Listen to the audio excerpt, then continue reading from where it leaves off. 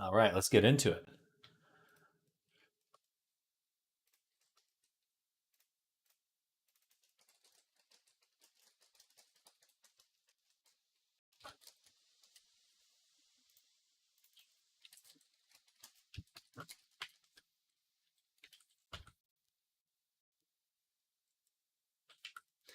So I'm going to hide the sculpt, open up the Retopo,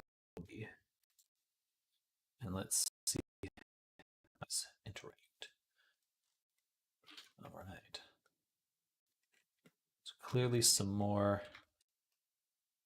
need to be created to fill in these gaps, the space between the body and the Retopo.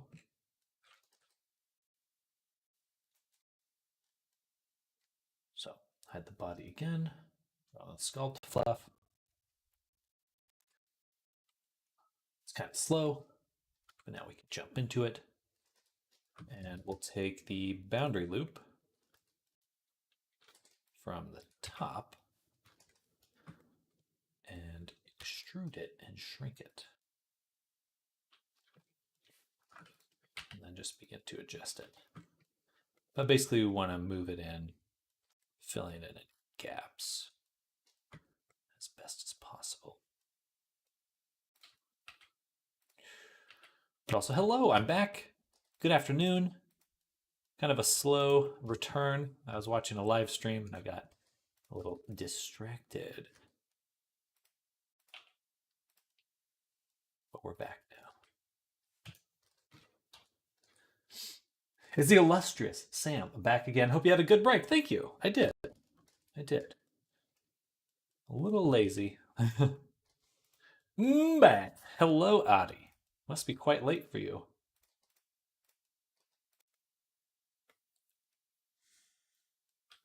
Must be quite late for you. Oh.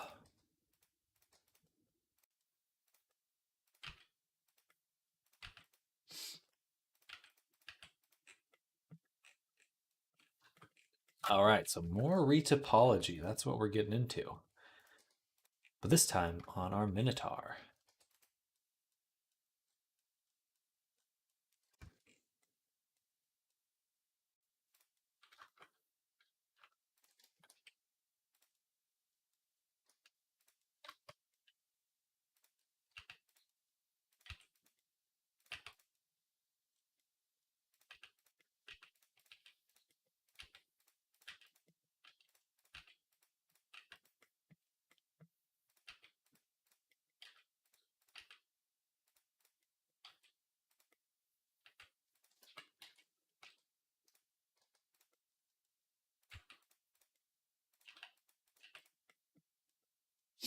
Hello, Kabar. Welcome.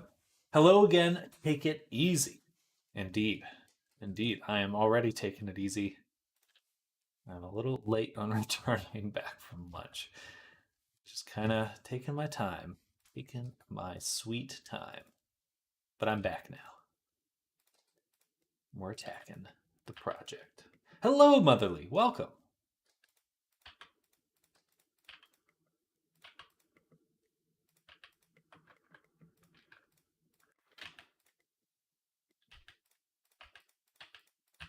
Welcome back as well. Hope everyone's having a good afternoon so far. Well, for me, it's the afternoon.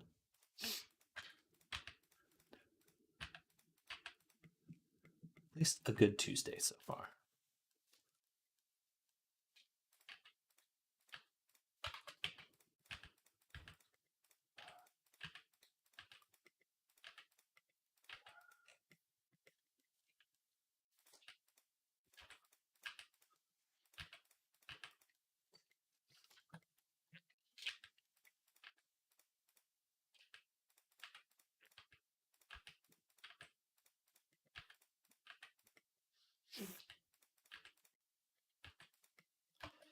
Oh, I got the Guts theme song stuck in my head from the anime. Just watching a meme. And that rolled up. I still haven't watched that show. And I'm still torn on if I want to because I know it's going to be really sad. It's just like, I can only watch so much sad stuff in 1 year.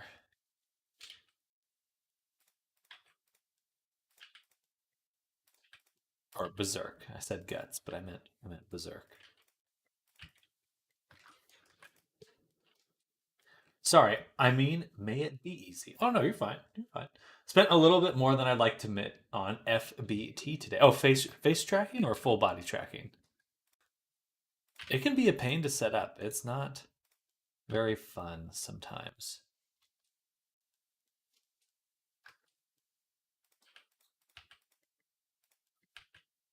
It can be a decent amount of work to get it all working. Hello, Sky. Welcome back. Welcome. Welcome back.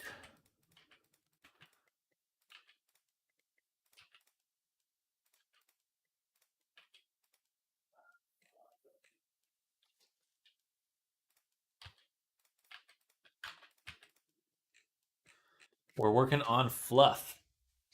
Fluff and stuff. Ah.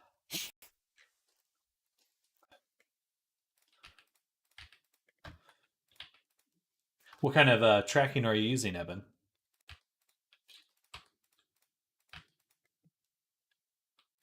Using the lighthouse tracking or Mocopy or something?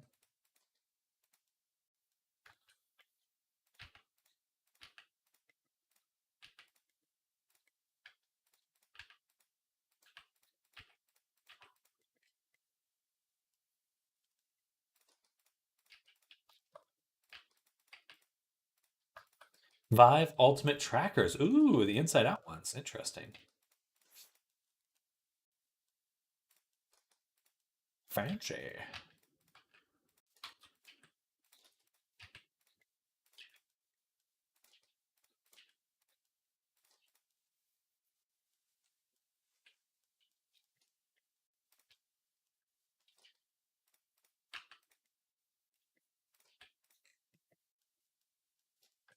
Are they working as expected? I suppose that means you could get a laptop and go run outside. Well, no, because you still have your headset still cabled, most likely. Hello, Jay. Welcome. Oh, hey. How goes it? Welcome. Welcome back. Hope you're having a good Tuesday. Beta for PCVR is supposed to be tomorrow. Oh, interesting. Only works with Vive headsets currently. Interesting. Hello, Nammers. Welcome. What you been doing? Is your sleep schedule finally returning to normal? It's been a few days since I've seen you. Or maybe it's when you're here, it's not a normal sleep schedule.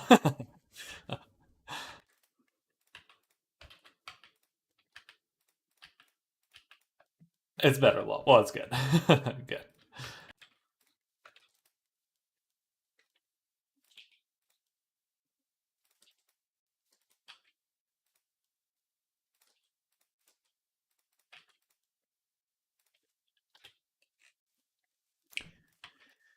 Very good to hear. All right. We're just still on some retopology madness, hoping to finish it up today and be into baking today as well. I think we can get there. I think we can get there. But it'll take some doing.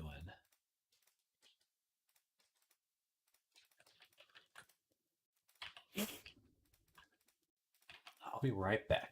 I'm doing well. I'm doing well. A little tired. Tired, I always get just a little sleepy in the afternoon, and it bugs me to no end. I need someone's recommended vitamin B, so maybe I should order some on Amazon. I'll be right back though. I need to blow my nose.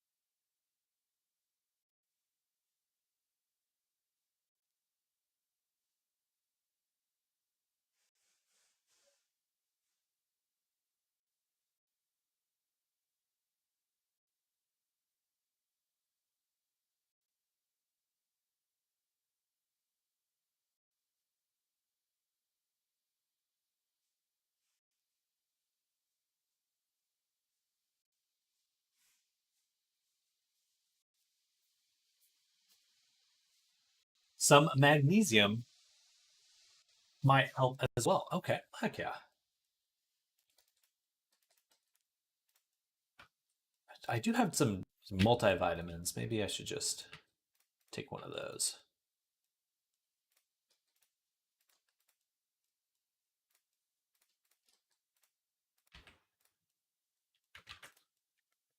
Probably has everything I need. Probably. All right, I think we've made the full loop around all the fluff. So now I want to turn on the body. See if it intersects. And then the other thing too is it's okay if it does because we can adjust the low poly later. So I think this is good. I think we're good here. Now we just want to focus on these interior sections. And this one we'll want to push inwards. Okay. Hide the body again. Select the boundary loop. Deselect this side. Now we're going to hit E. Just scale it in just a little. Just a little. Actually, you know what? What might be better is for me to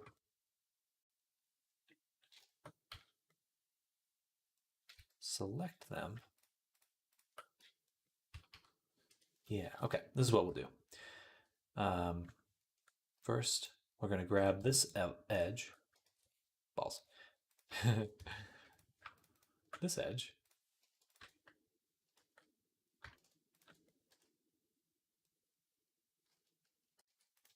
Scale it in. This one I'm going to delete. Wait, there's no reason to do that. Never mind. Nope. One more time. Grab the loop. Grab all the extra bits from the loop.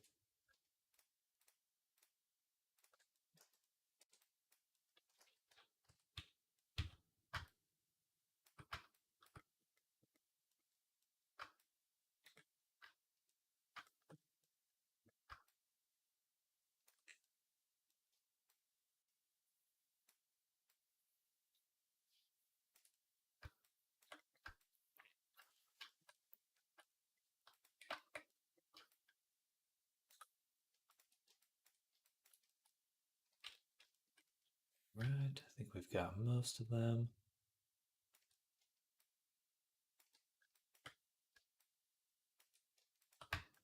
Bam, bam, bam, bam, bam, bam, bam. Okay, so now we have this outer edge selected. I'm going to apply the shrink wrap, duplicate this section we just have, boom, and shrink it in. Or actually, we use Alt S. Oh, no, just S. Shrink it down. I'll look at it without this stuff. Try one more time. Right about there. Push. And then we're going to grab it. Start moving it around. Try to get it, some of it back into the same position. Actually, we'll do this.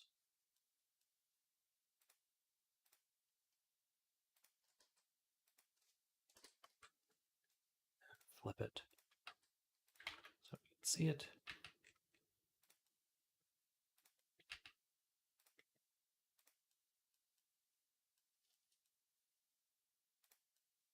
All right. Move that over. Hey. Maybe we should just do this in chunks at one at a time. We'll do we'll do it in chunks one at a time by taking these sections, using Shift Tab to just project it onto our target spot. Like so. I think that will be the fastest way to get this placed correctly.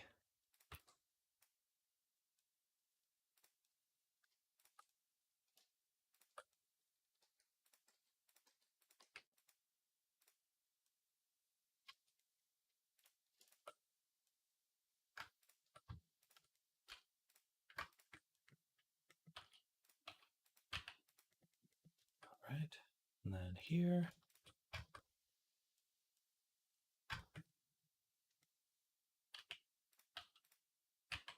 Switch to this to view, so I can scale it up like that.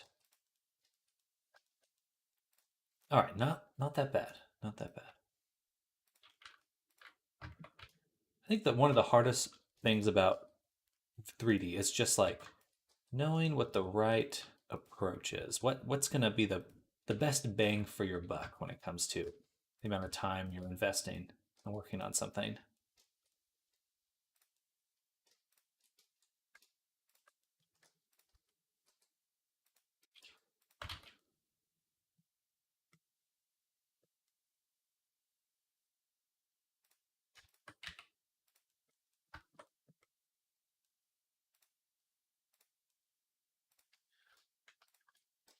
Bam.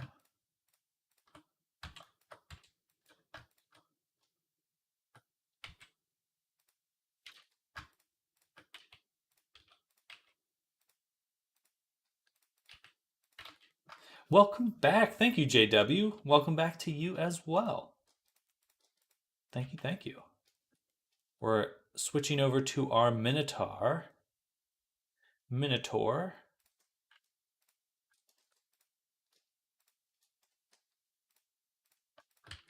And getting it all placed correctly as best we can.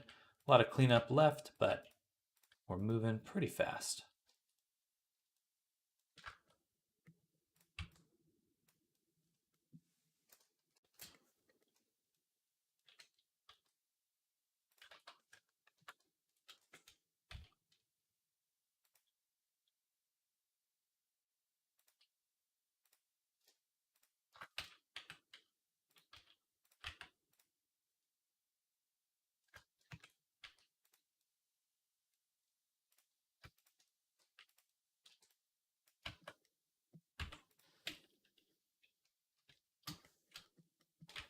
That's going to be an interesting one right there. However that wraps around.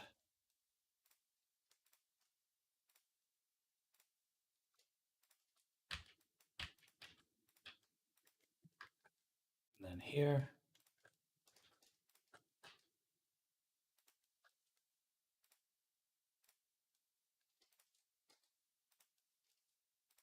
Bam.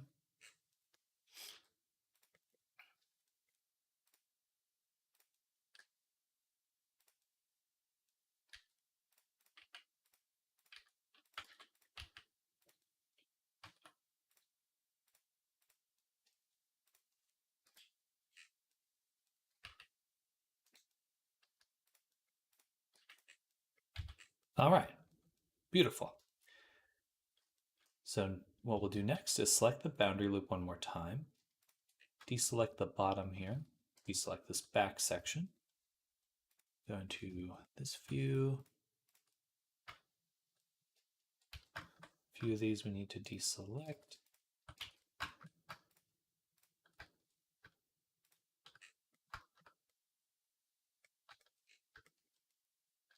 Boom. Boom. I think that's about it. And let's bridge. No, merge. Darn. Since it's unequal. Okay, we'll do it one at a time then. That's fine. That'll work. Boom. Boom. Bridge. And we just keep going. All right. Cleanup time.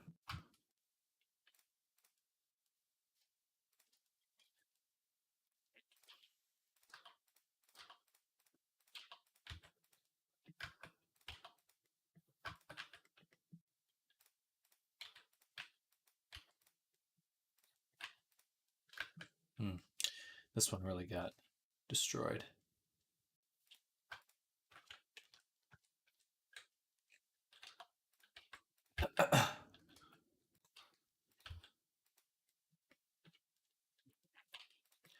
Not quite sure how we're going to close that one up completely.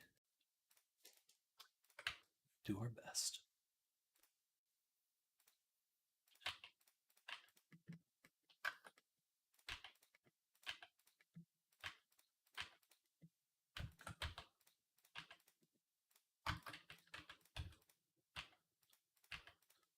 Boom.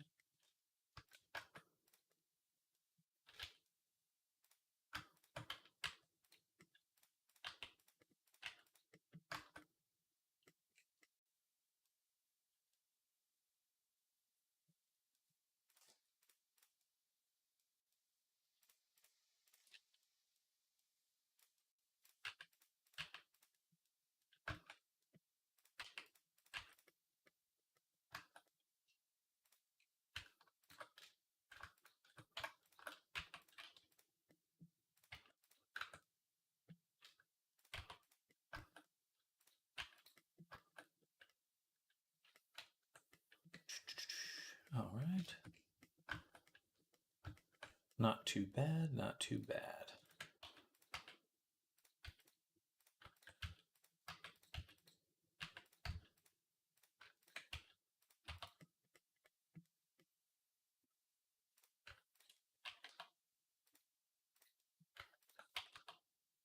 Oops.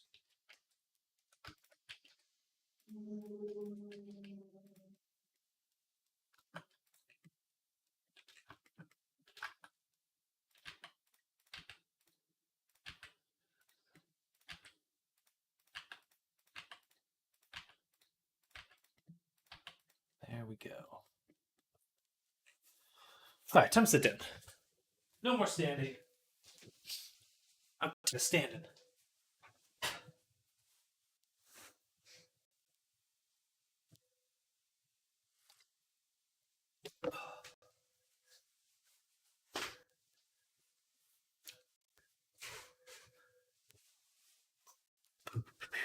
For anyone new here, thank you for coming by. Definitely let me know if you have any questions. Right now, we're just working on some retopology for a VRChat avatar. If any questions at all, let me know. Feel free to ask. Feel free to interrupt me. I'm just kind of goofing around right now. Just need the opposite wall. Up we go. I'm always what's the word? A contrarian. So we go against the grain.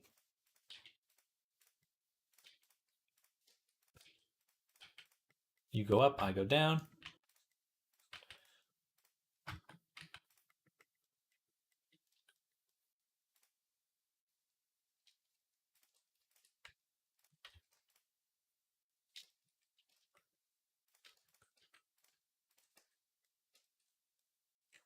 Beautiful. Okay, that looks really good.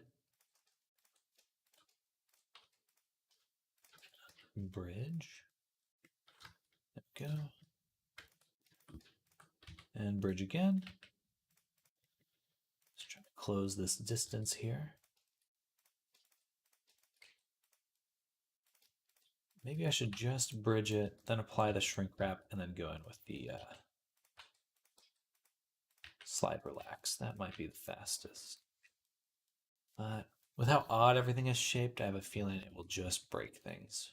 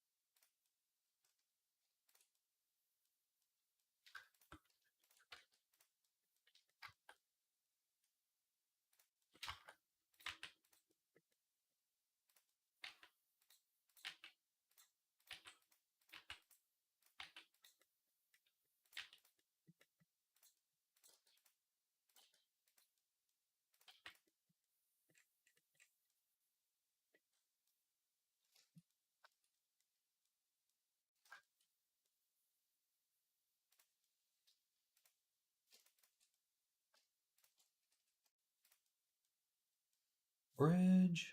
That one's really tough. Okay, we need to move this spot up.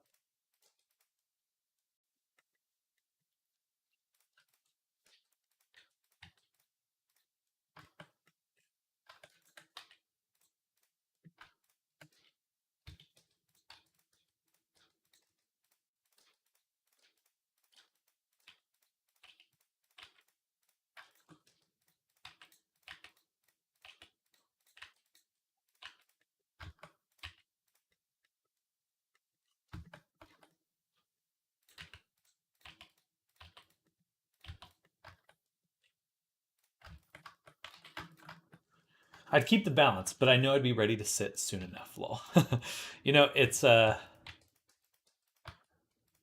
It's funny, I do feel like towards the beginning of a stream, I always start out one way and very quickly switch out of it. And then as time goes on, I'll sit or stand a lot longer.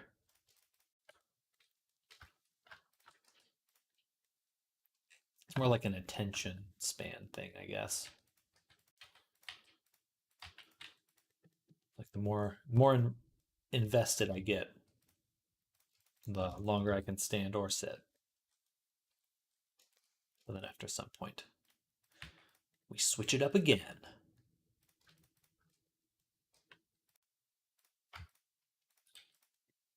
Go. But I do like it. I think being able to sit and stand while working feels so nice.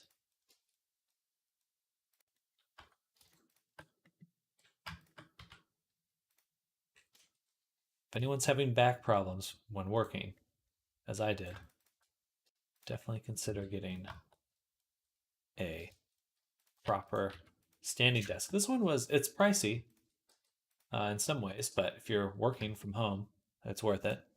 But it was like only $250. Once the flow state hits, it hits. Getting there is always you can bring a horse to water, but you can't make him drink. I feel that way about getting myself to get to that point. Come on, you like doing this. Having a good chair is really important too. Yeah, absolutely. I think that's on my list as well. I have a nice like cushion, but the chair back could use some work. I do have back problems and have a desk like yours. Okay, well, hopefully it helps. At least to offset some of those problems.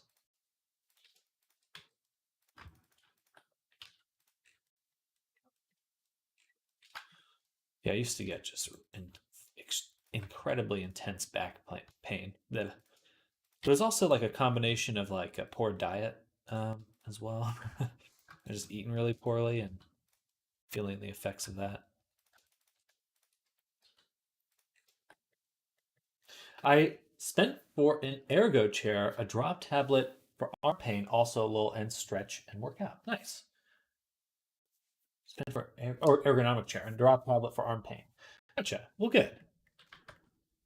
You have the whole setup then. Some of the gaming chairs are a crime against your back. Yes. The initial assumption with gamers is like, oh, I need to get as close to the screen as possible. And it's like, you will kill yourself doing that. You will permanently fuck up your back. Do not do that. Just a very slow, long con torture.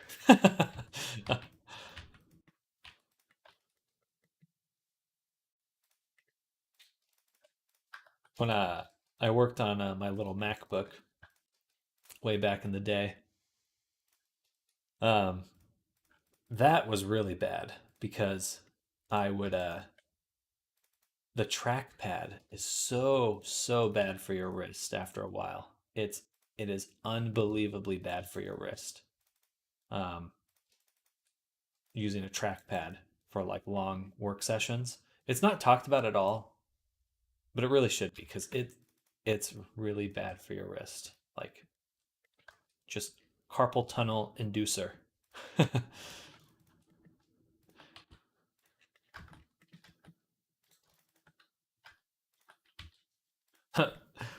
The speedrun strat for carpal tunnel.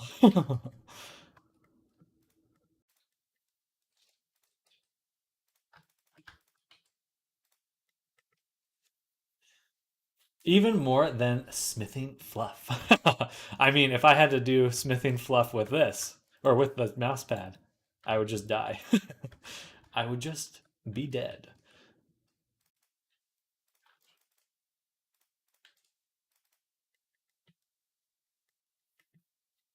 Mouse gaming killed my hand. Hopefully, you're recovering.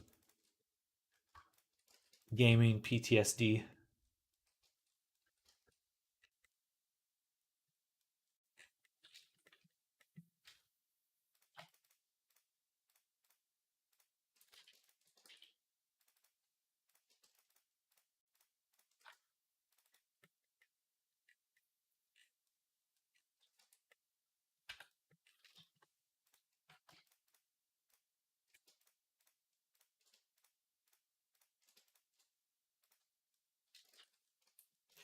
Oh.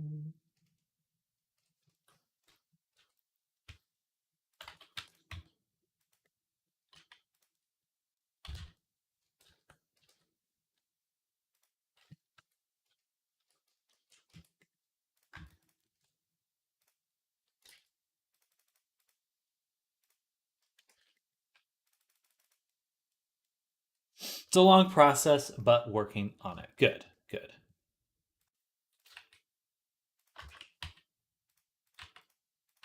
Want healthy creators.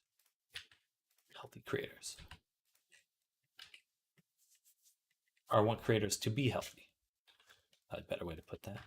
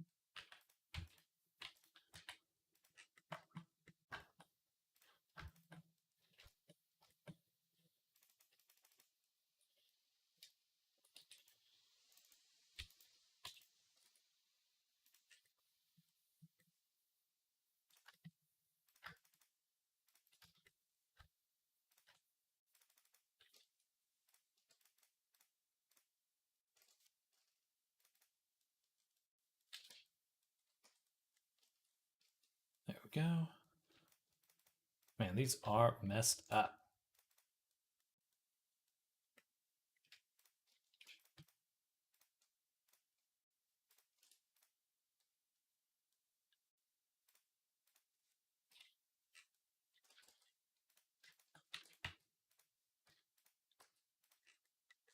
That's not even in the ring I'm working on. It's over here.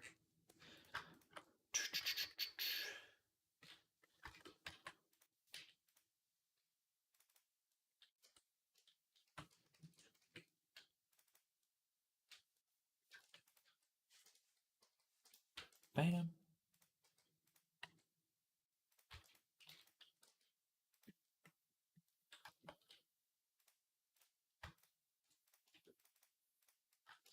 One thing that really helped me recover, strengthen my wrist was starting to do like weights and running. That actually helps a ton. Um,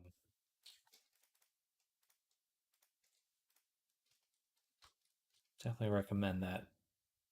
Because a lot of times I'd just be like in pain for like a few days. Just like wait to recover. little bit of exercise just can really make quick work of that pain.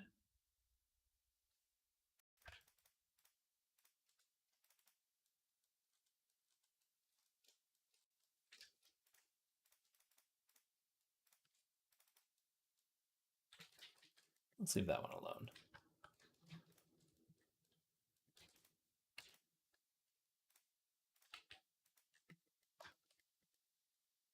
I do work out every day, but not doing much cardio right now. Good, good.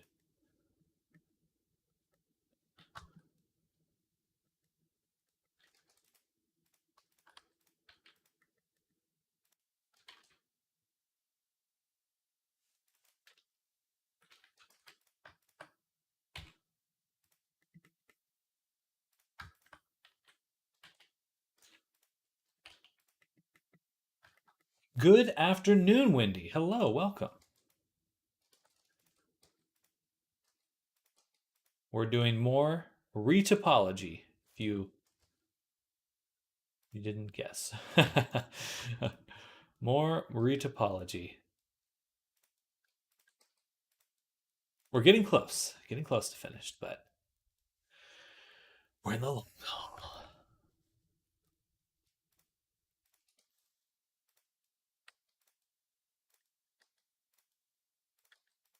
Mm, mm, mm, mm.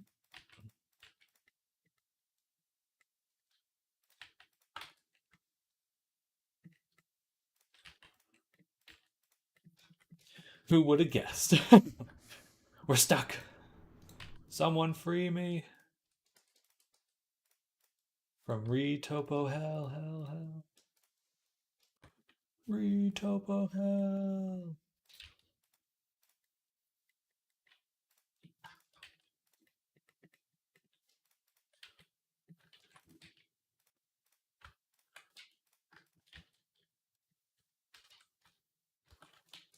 But how's your day going, Wendy? What are you up to?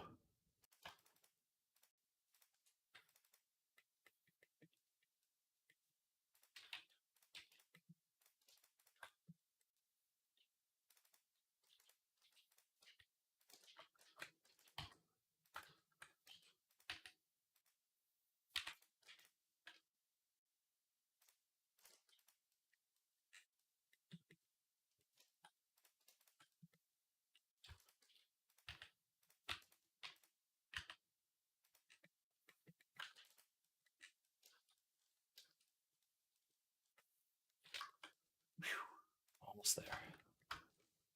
Almost there.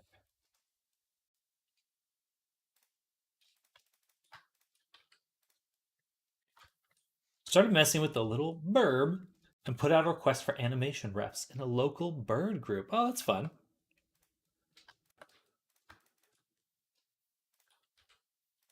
Ah, yes.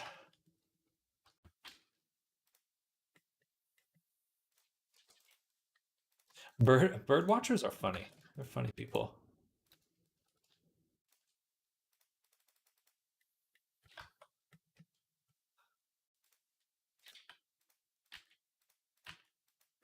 But I'll probably be there someday. Goofy bird watcher.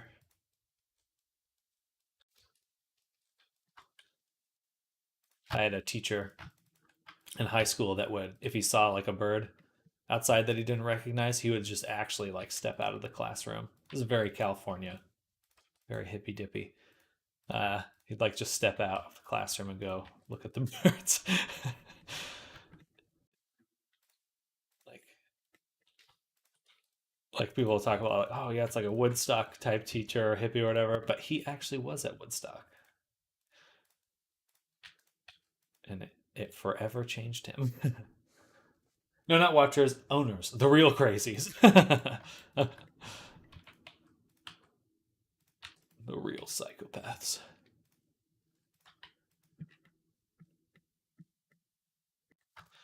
Birds are just little sociopaths with wings.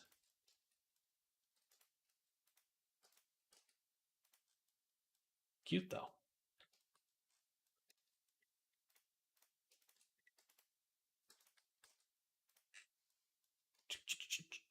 Okay. think that is it.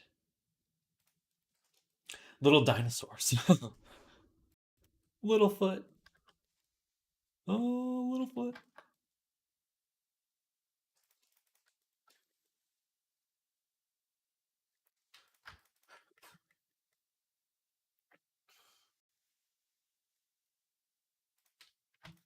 Perfect.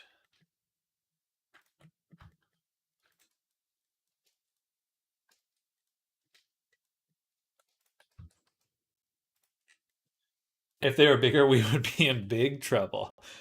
Uh, evolutionarily, they were bigger than us at some point in the past.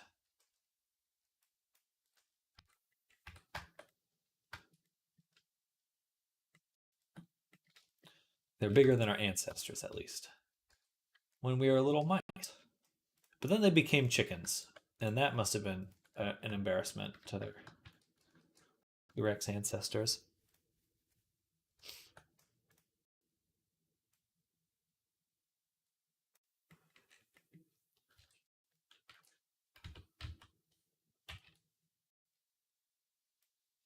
Speak from experience, my oldest cockatiel will be 26 in April. Got him as a scrawny 8-week-old, freshly weaned. Oh, how charming. We've already lost a war to them. In what way? Like a bird war? T-Rex are shaking their heads.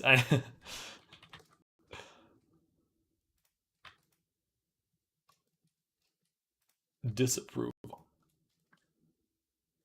Disapproval.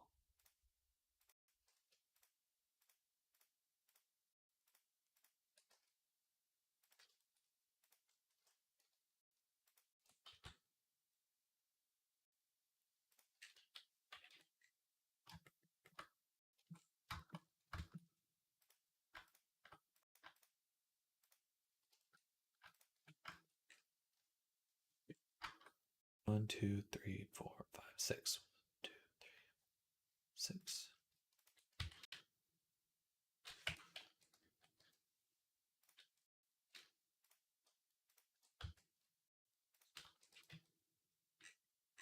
Oh, weird. Okay, so this little straggler here. The Emu War is a real thing. Interesting. Hello, Sam. I'm currently learning how to make a game like Bone Labs, and I'm actually doing pretty good. Nice. Also, hope your stream is going well. It is going well. Well, I'm excited for your video game. That's very fun.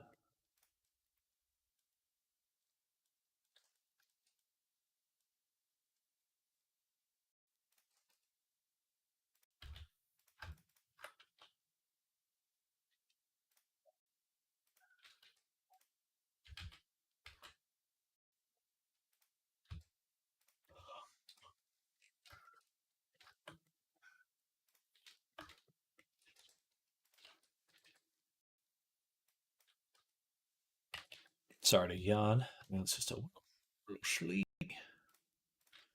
after eating food.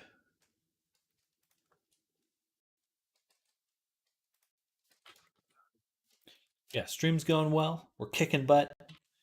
Getting very close to finish with retopology here. Fully done soon.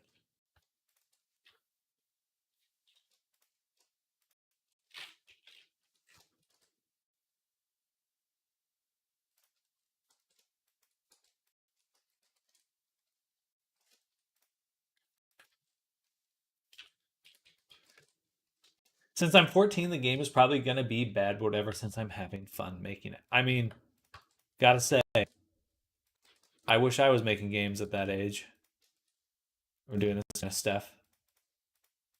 Like, it doesn't matter if it's good or bad, you are learning so much if you're doing it then. Make brain big. Make brain big.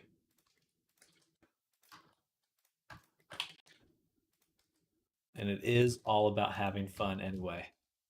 That is the whole point. Learning is fun. Learning is the fun stuff. I don't think there's any difference.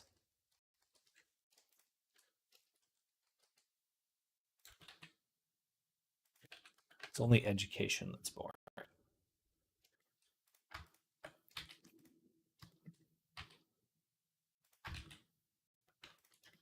I keep thinking if I could run a school, like if I was to reimagine school, high school and stuff, I think it would just be about making video games. No, no joke. I think that it would just be you have to make video games for every class because it's hard. It's really hard. And like you learn so much about systems and how to how things come together, math, science, art, all of those things come together in a game.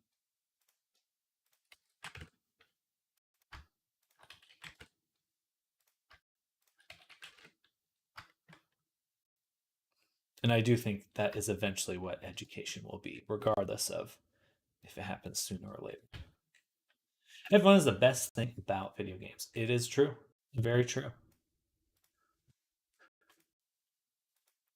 Just don't burn yourself out. Take good breaks, be healthy about it, but enjoy the ride.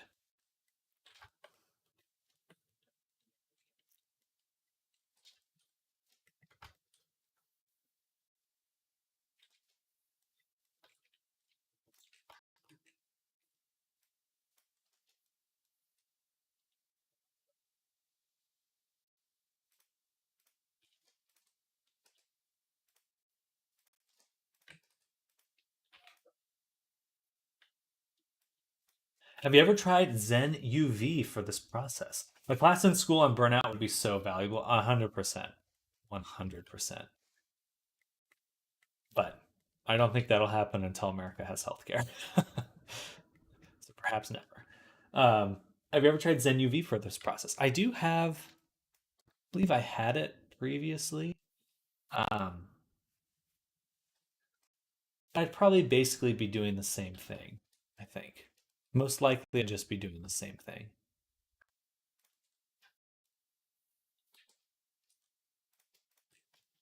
which is straightening out my UVs and stuff. Gonna send progress on the game. Okay, heck yeah.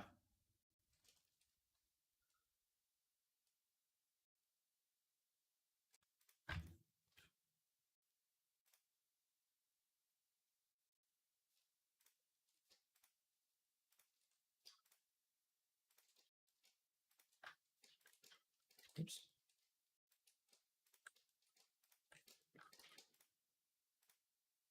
I do use the UV tool. Um, what's it called again?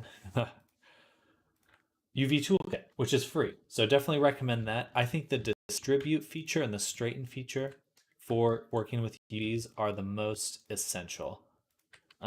Just makes really quick work of things.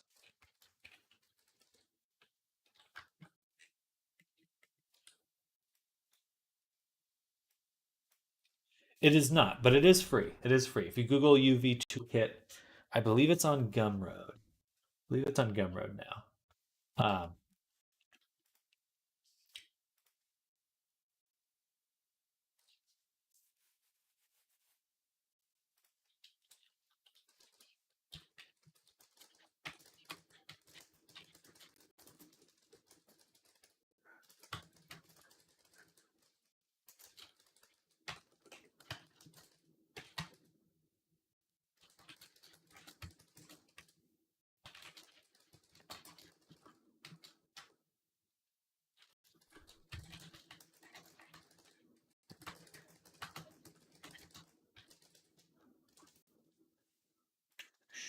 let's see your progress, Angel. Nice. Oh wait, this is the facts here. Very cool. Hey, look at facts work there. That's awesome. Bacon and blender. Very satisfying. Light maps are the best. I've only ever seen hard body modelers straighten their UVs like this so consistently. I'm curious if you ever run into texture warping issues. Oh yes, and I am right now. So if you see right here, this stretching here, definitely distended. So what I'll be doing is separating those specific pieces. I'll be cutting off strands that have stretching. But my main reason for doing it is I want it to line up here. very nicely. Want it to be very nicely lined up on these edges. I don't think there's a way to ever get truly perfect UVs. You can get closer. You're pretty much always going to run into some form of distortion. Um,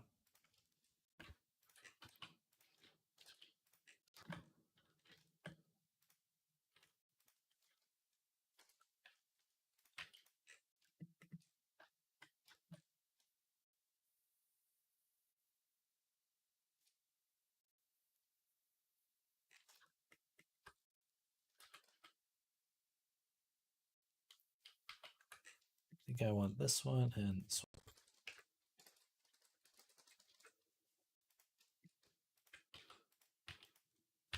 one. But yeah, I think it's just a lot easier to pack UVs that have been straightened like this. It's a lot easier to paint them. Um, but it is certainly a bit more work. Found it. I'll have a look at it. It looks super useful. Yeah, my most used tools are again just that straighten and distribute. It is worth it for those tools alone. But there's also some other cool stuff in there that I use every now and then. Definitely those I use pretty much anytime I touch UVs.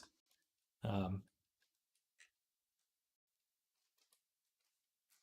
when you say you're going to cut those parts out, what do you mean? I'm still new to UV work. Okay, yeah, I'll do one right now. So right now I've created this canvas where I've stretched kind of the whole thing, but we're looking at these little tufts. You can kind of see them in the UV map. They kind of sink into each other. A UV toolkit is the add-on Namra's just looked up.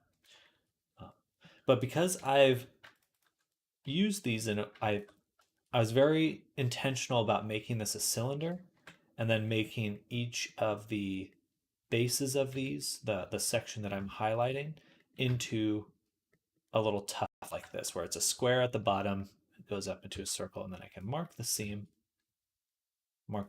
here. And then for this little chunk right here, I've got my own UV map, which I can unpin and unwrap. Voila, we have our own little tuft.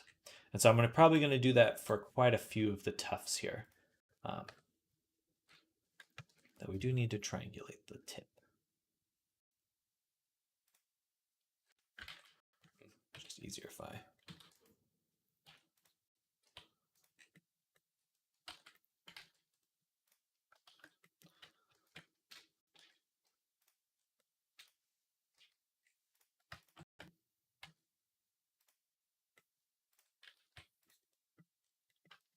it could do with some relaxing. Could do with some relaxing for sure. But the nice part about making sure that I've created it in this pattern, so you retopologize it with the intention of cutting them off later. Correct. Correct. I know that some of them are going to get distorted for sure. It's just unavoidable when you try to make it a cylinder. When I keep saying it's a cylinder, it's just I can make it a square.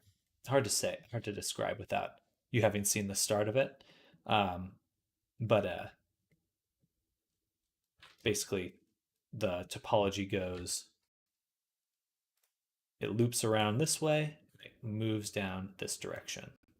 So these edges connect. If I use the control, you can see that almost all of these loops go all the way around. And that way, when it unfolds, it's very square.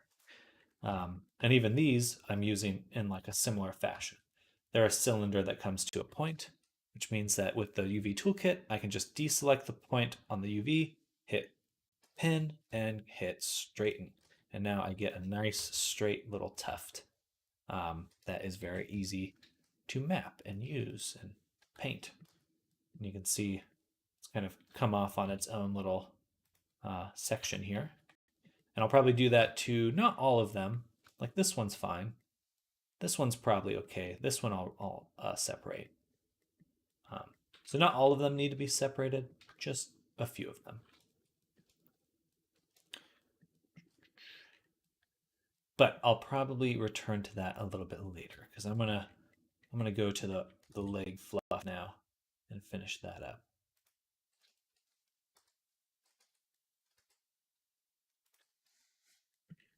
Oh, excuse me.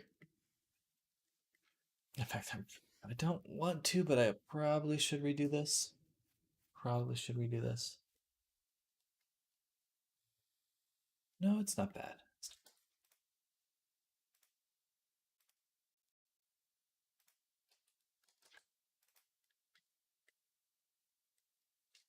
I lucked out by liking the gradient art style, so UVs are an easy step until my art style changes and I need more visual detail.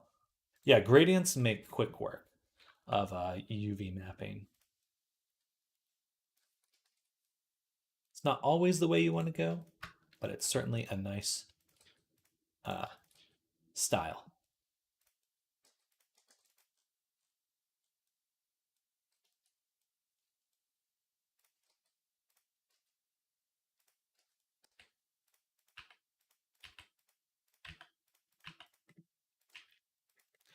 And this in this spot you can see the cylinder thing that I'm talking about, where I basically just made like a cylindrical wrap with the shrink wrap around the whole object.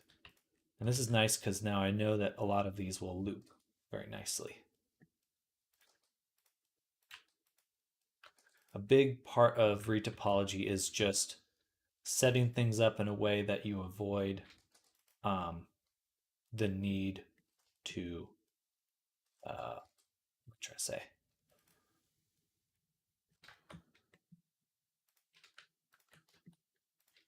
Create very unique geometry. You can just, you know, you kind of think of it like a UV as a primitive, right? You have like primitive cubes and cylinders and certain objects where you kind of know how they're going to UV unwrap.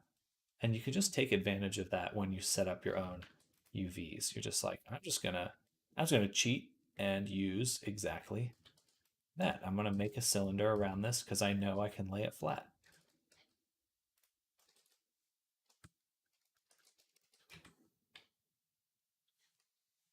Looks just sly of a nightmare to retexture in 2D. Not that organic blobs are that much better, but that's what I pay for substance.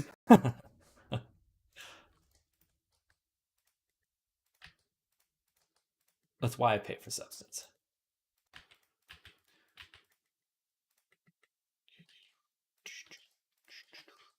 Bam. All right. This section here is tough because it goes down.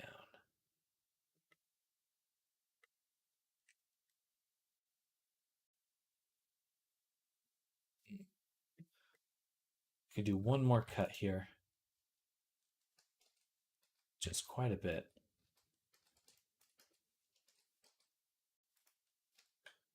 But we'll have this go down. Into the crevice. Into the crevice.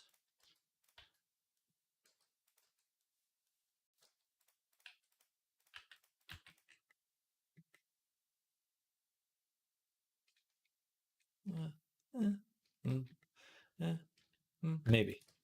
We'll see. Okay.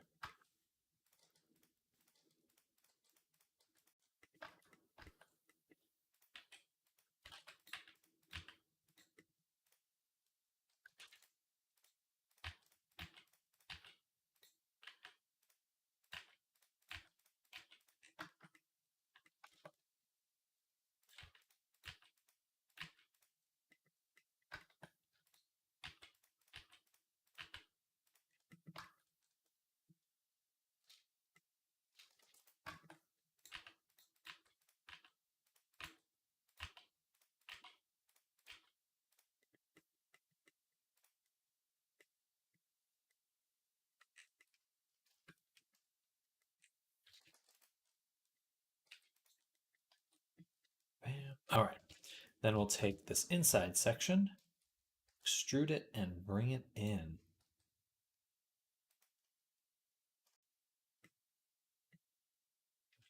Apply the shrink wrap. And relax the heck out of it. It's about as good as that's going to get.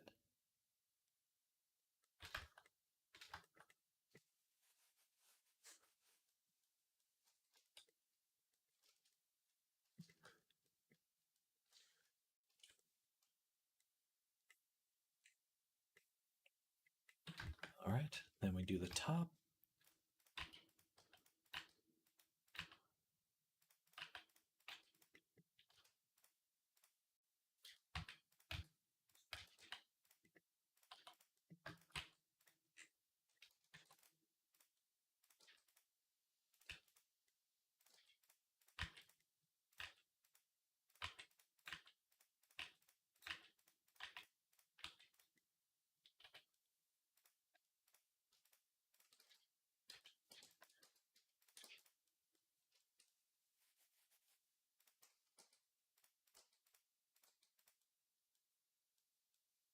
Oh, this is separate? No.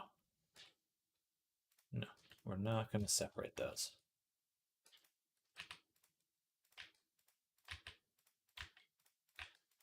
No, sir.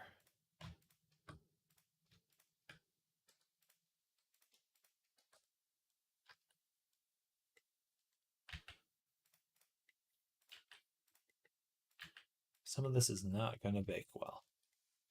That's okay.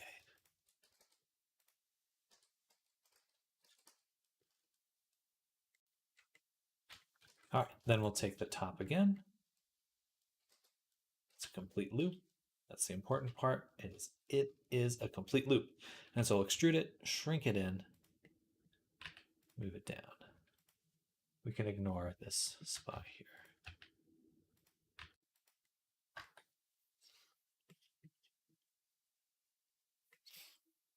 And then extrude it down. Oh, let's wait a second. Bam. Apply, duplicate again. Relax. Space. It's not that bad.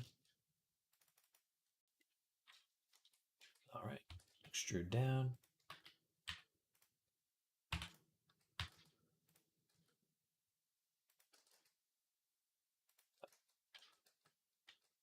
Gotcha.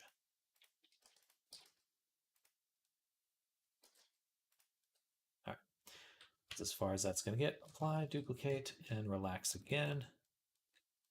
All right. Excuse me.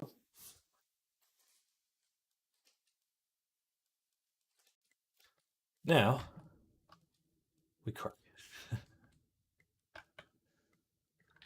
Now we'll run one cut down the middle. And on this cut, we want to place it on the tips of our little spikes that we've made. Just begin to extrude and place them. Just like that. Do you use any Discord communities for art? I have my own Discord, and you are absolutely welcome to join it if you're not in it already, but I'll share it either way. But other than that, I'm not active in any other communities besides my own, I suppose. And I'm not terribly active in my own Discord either. Apologies, everyone. I just I'm not used to it. Not used to it. Not used to it being busy or kind of being in there, I guess.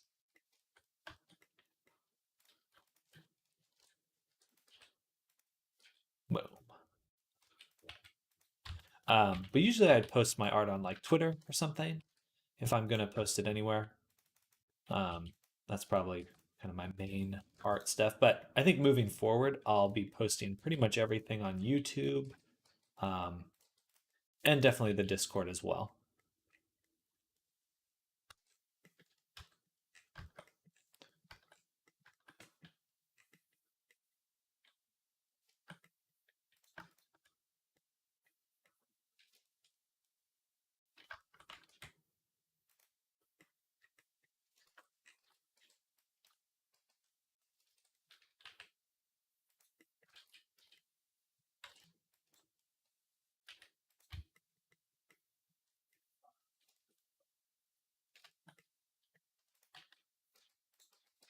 But I do want to be posting more art. Be nice to be doing more drawing regularly, stuff like that. It's fun to do. It's rewarding.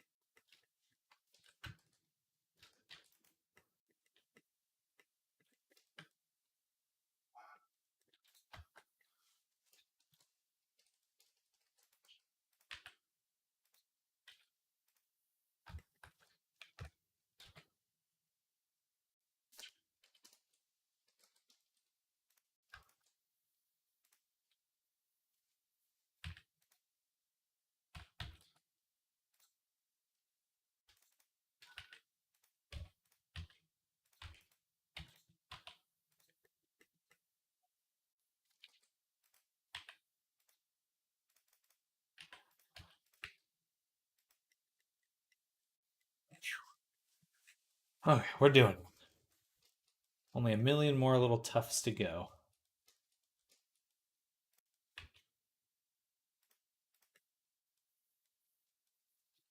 Was semi AFK a minute? Did you say you're not in any other communities or just not in any? Um, I'm in a million discords, but I was in them to. I'm usually in other discords to promote products when I make them. I don't actually participate, as bad as that may be to say, but I'm usually not participating in any of the discords that I'm in. uh,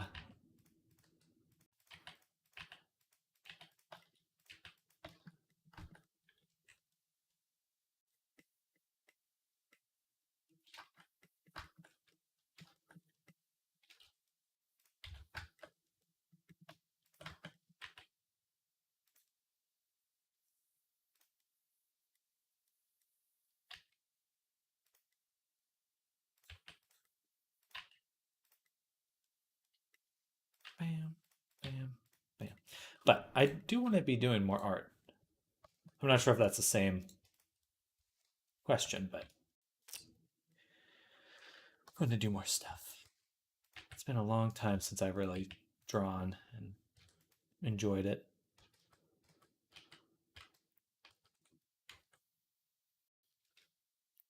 Got to hang out on some meets on the weekend. That's fair. Yeah, that'd be fun.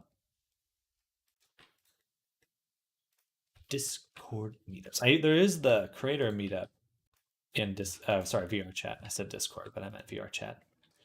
Um, Frofador comes by every now and then. He goes to that.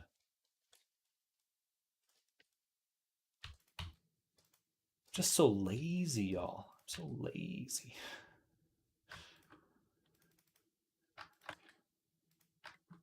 Could draw people at meets. That's true. That is very true.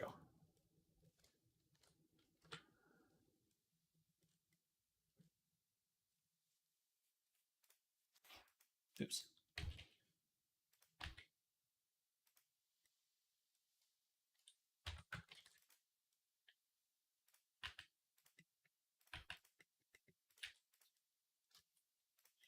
There's a lot of really cool life drawing worlds in VRChat. Well, not a lot, but there are life drawing worlds in VRChat.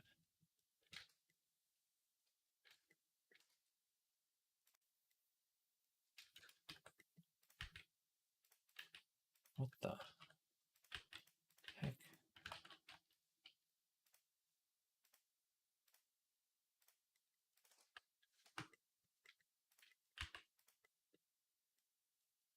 Or you could draw, or people could draw you since you spend all your week arting. Always more room for art. Always more room for art.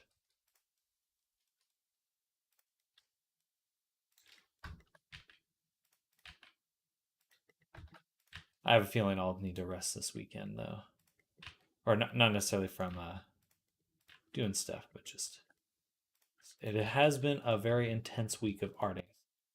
Really hate having lore for a character and yet struggle to form a design for their appearance. I've always really struggled with character design personally, um,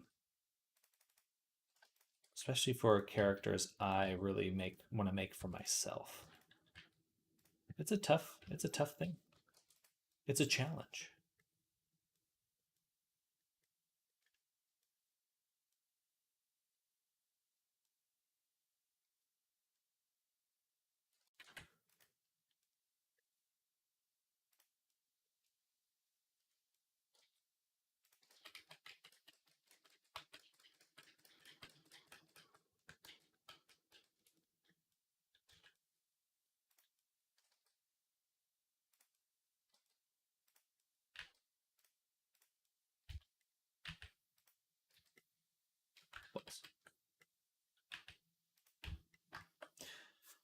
I recommend stripping away all the tedious bits of character design and stick with the bare bones.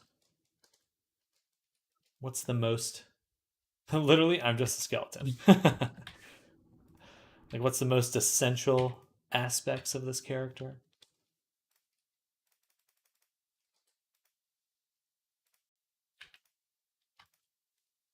That's a good way to approach it.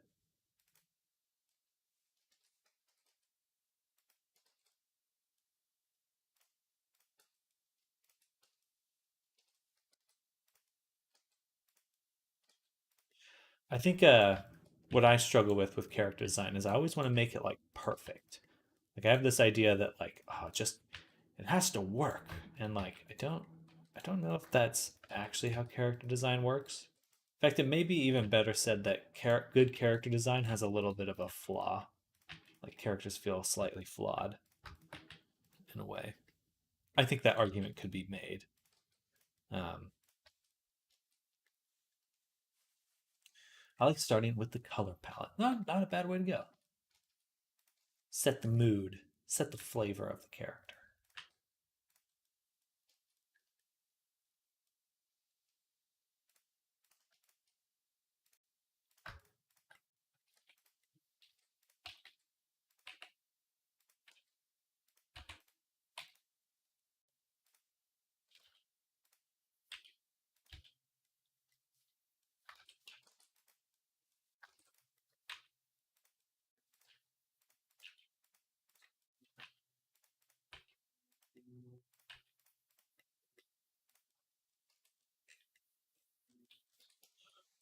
Whew, okay, almost done.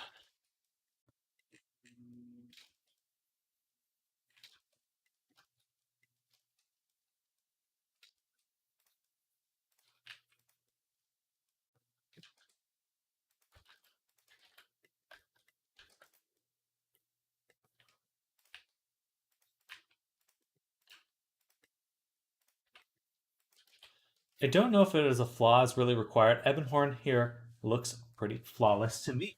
Oh, compliment for you, Eben.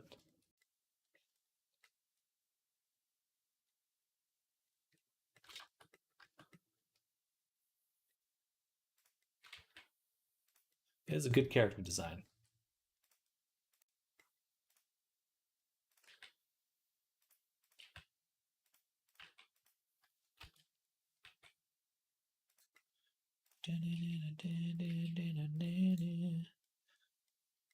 Perhaps Eben's not here.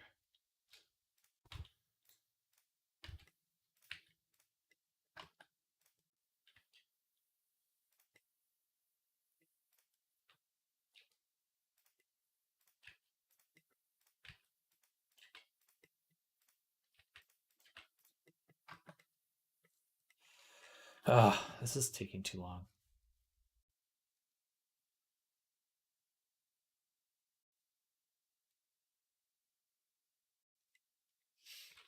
Just blushing in the background. On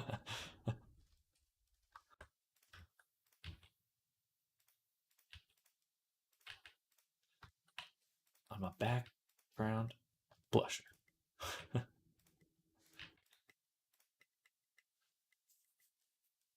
Oh,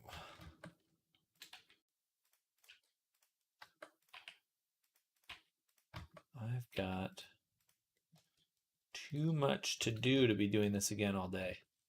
Um,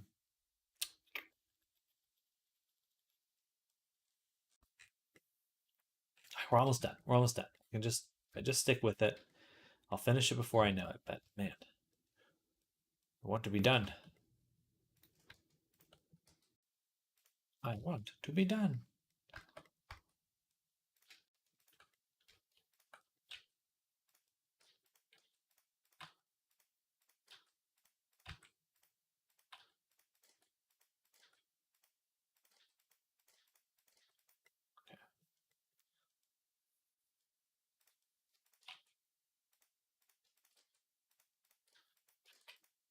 I'm gonna look at dark fantasy concepts. Might help.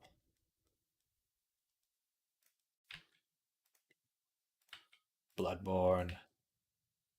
Bloodborne. That's my favorite. One of my favorites.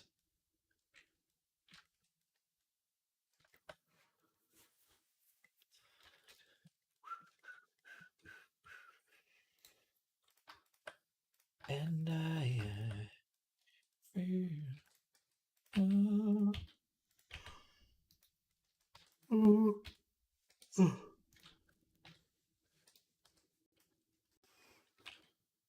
Boom, boom, boom. Right. Another cut there.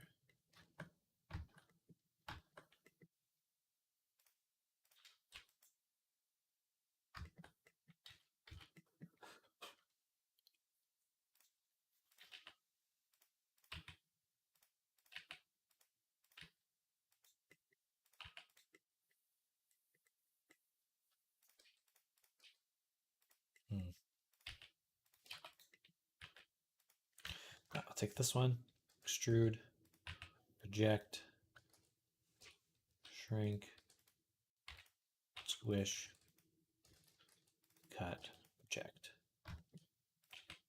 All right. All right. We're getting there. We're getting there, one step at a time.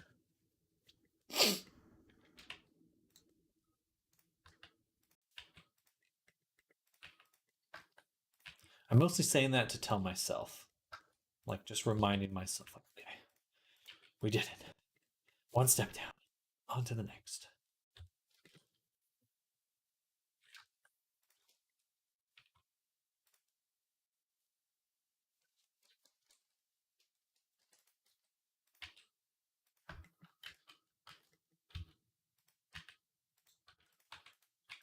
Boom.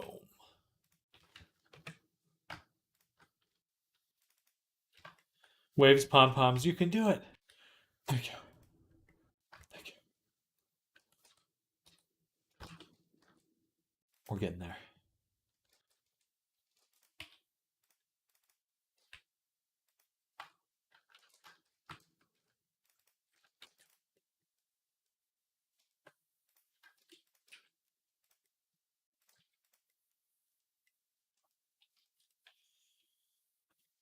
And this one will be here and here, these ones. Can I run a cut? I think I can. I give myself permission to run a cut.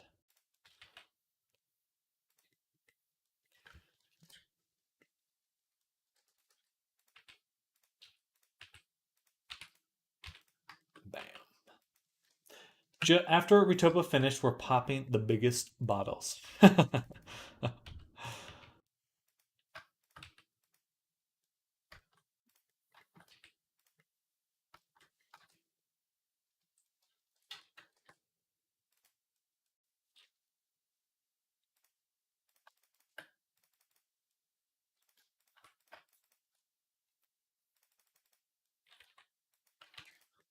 Slowly but surely.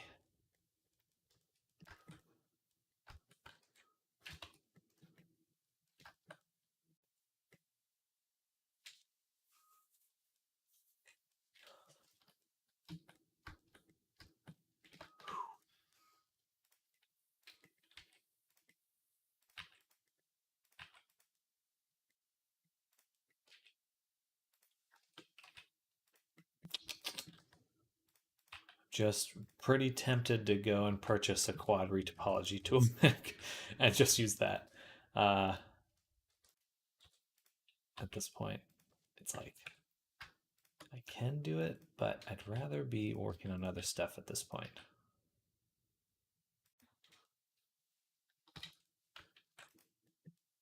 Something to consider.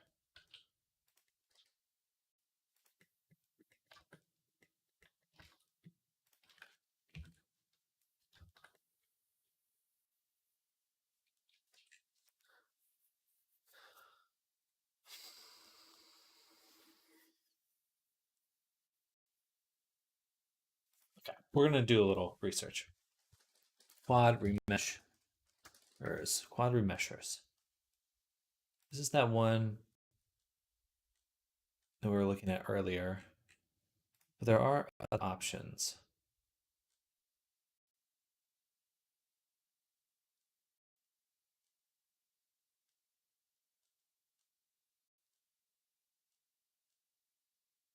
I just don't think it's gonna. It's not gonna give me what I want. That's the problem. It's just not. It's just not going to. I can sit here and imagine that it could, but I know that it won't. Quad remesher is amazing. Ooh, but what if I just spend a while doing that and it's not worth it? I cry.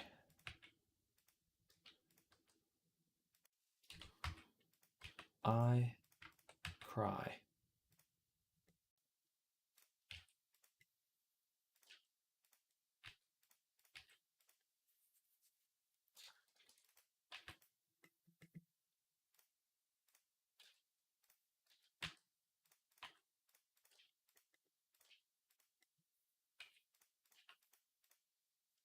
Thank you.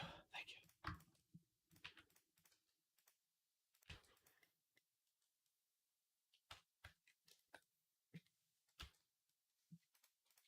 What are we looking at? It looks pretty good so far. It's a lot of resolution right in this spot.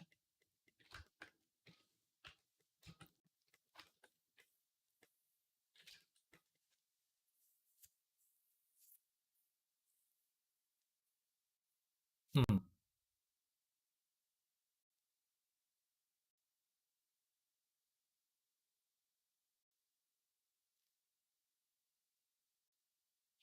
I do have the low poly version of this still.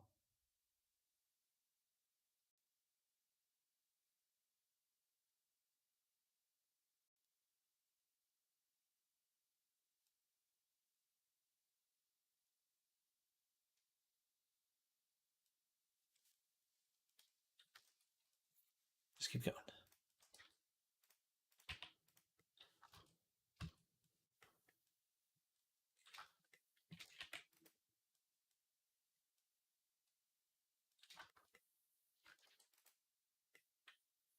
Actually, I probably don't need to retopologize this chunk. Just these outer ones.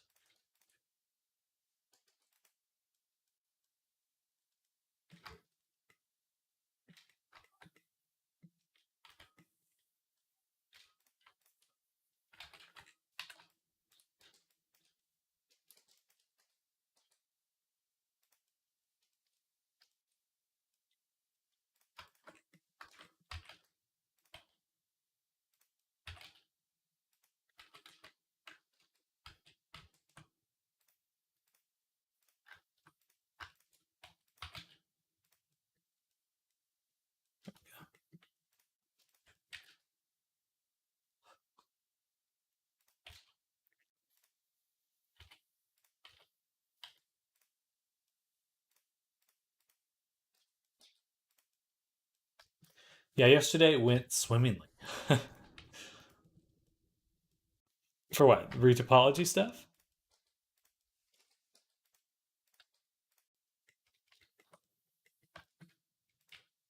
In terms of looking it up?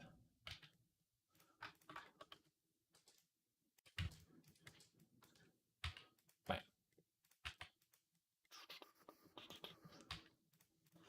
And trying to fix it with that other stiff. Yeah, that took a while. Took a while.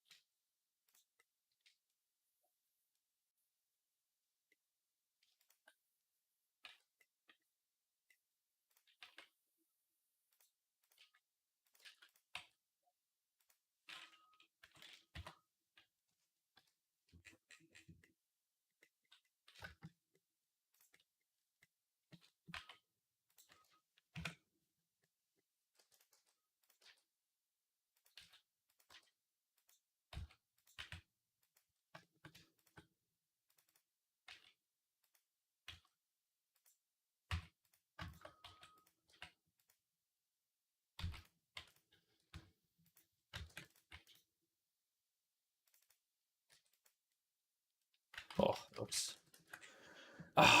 Okay. I think we got to look at some alternatives because this is driving me crazy. All right, we finished the arm. The leg floof is not what we want. It's not where we want it to be. Um, but we do have the previous what we used to make the fluff. So if I open this one, pre-fluff decision,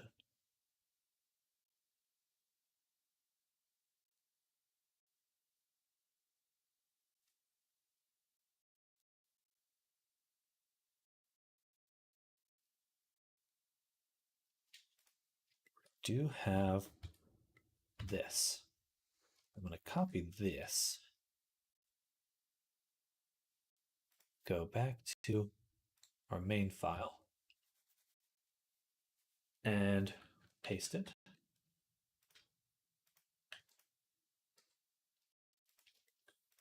Okay. So this is what we use to make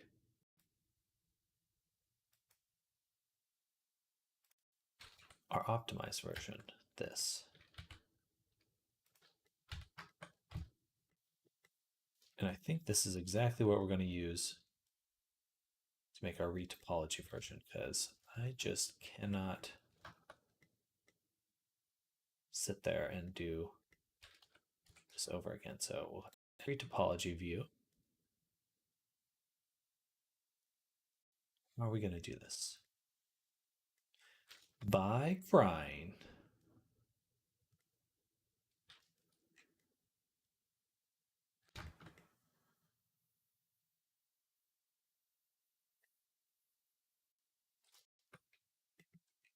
Slow clap. We'll see if it works. We'll see if it works. Let me bring up sculpt fluff. Not everything is included in this.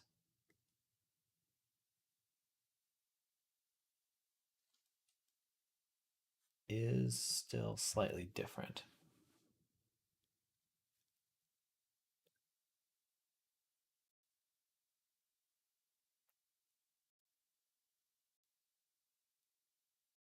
Okay.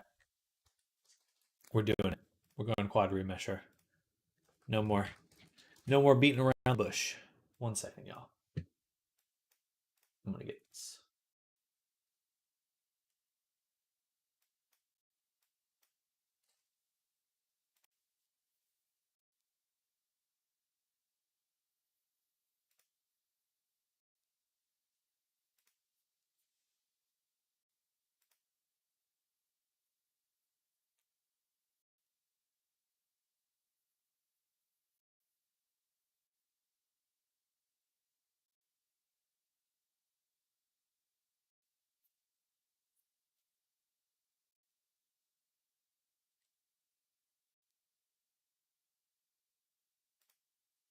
Blender. Perpetual indie non-commercial. $60. Sure.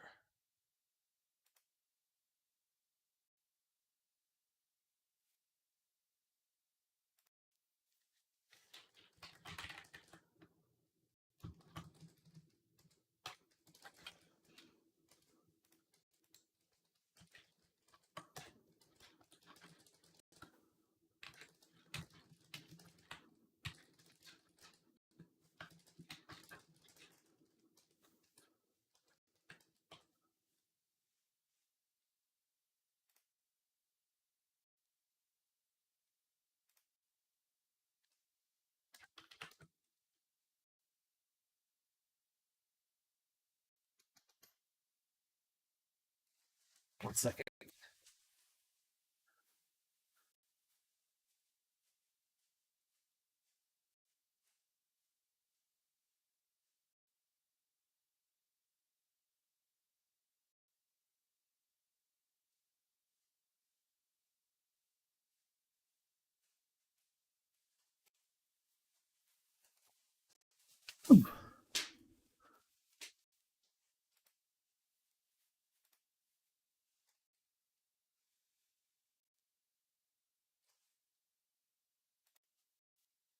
Oh, don't look.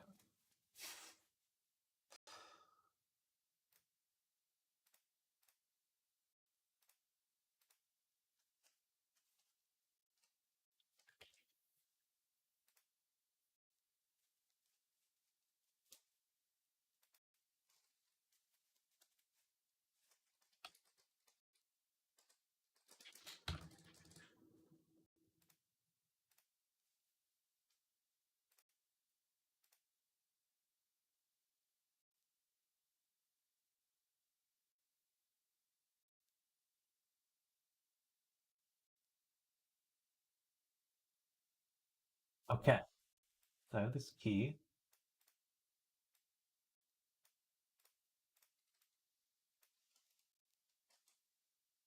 And quad remesher. Download.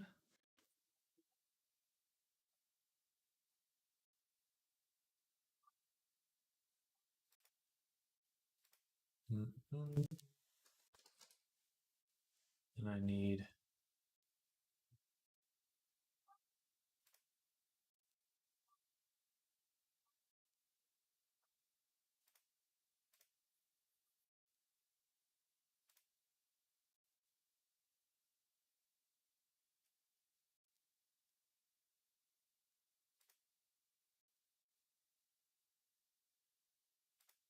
this. Okay. And then resources, Blender add-ons, edit preferences, add-ons install.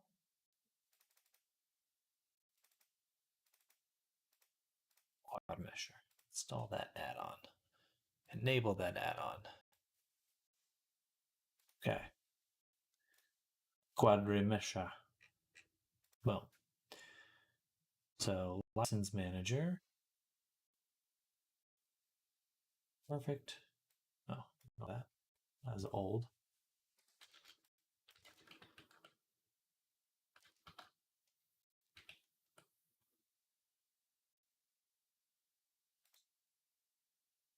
Okay. Perfect. Remesh it.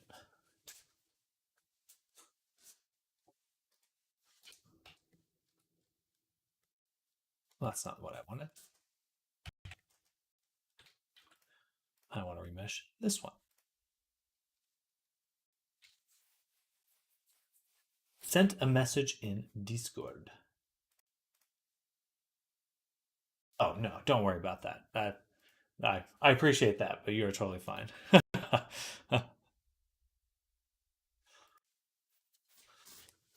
You are totally fine. Oh, oh. It's worth it for me to get it. It's worth it.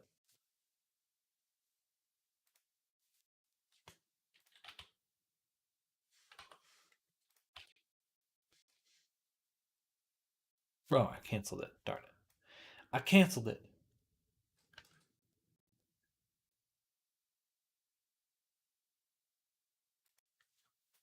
Where do I see where it's going?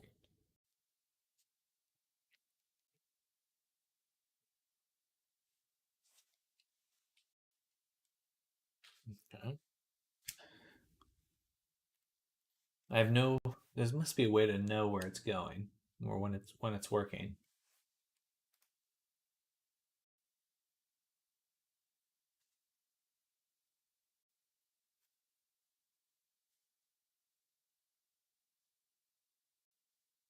Just chill till that's done.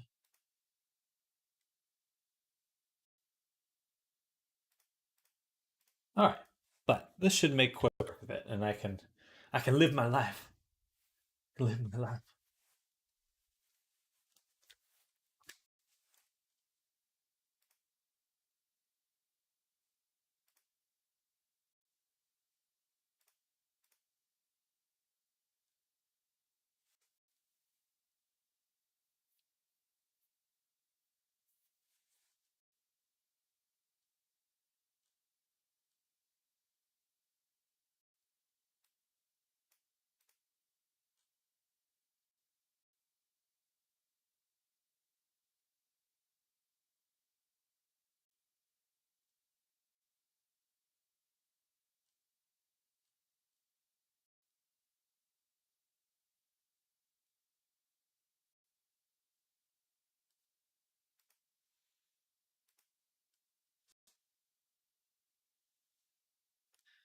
Is there no way to know how what the progress is?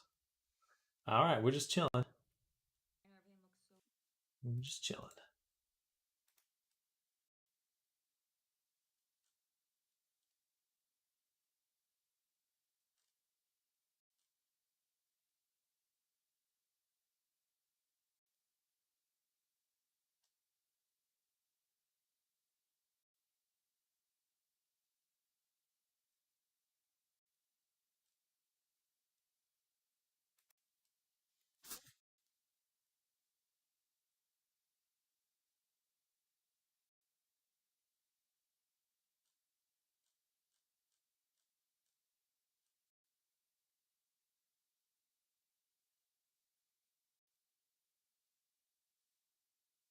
Yes.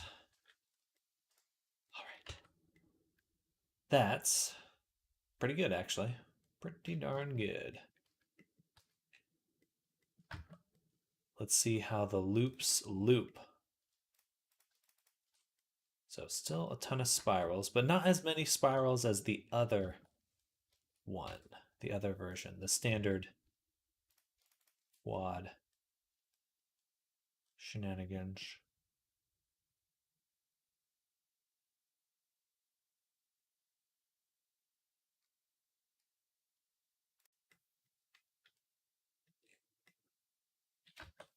All right, so I'm just gonna start deleting stuff. Go in here.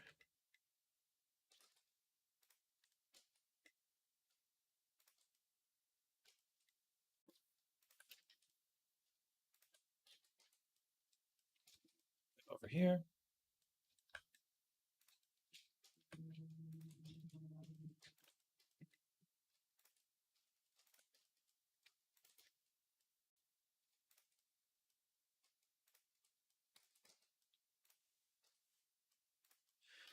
Still some sort of connection somewhere.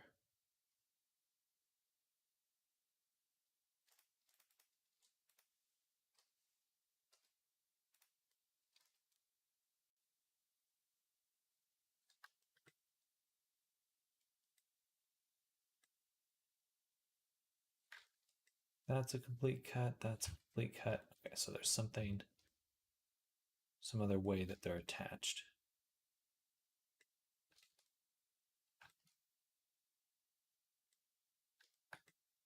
It's got to be in here. Yep.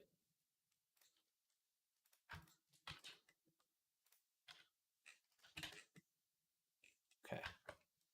Okay, so there's some ugly internal pieces that I don't want.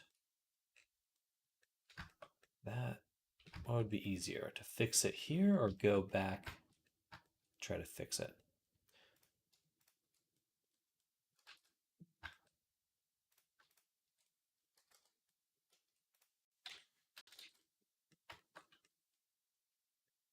We just try to stitch it up.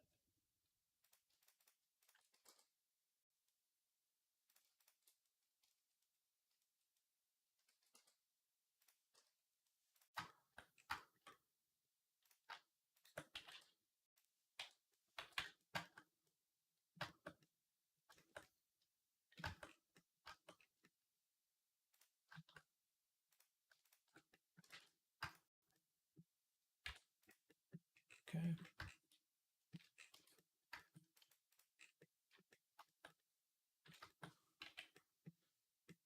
What? Still 31,000.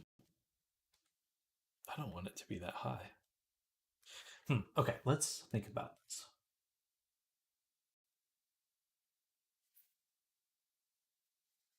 So let's delete this. We've got our, it's our retopo one. This is the sculpture right here. So ideally, there's no holes at all. So we can fix that quite easily.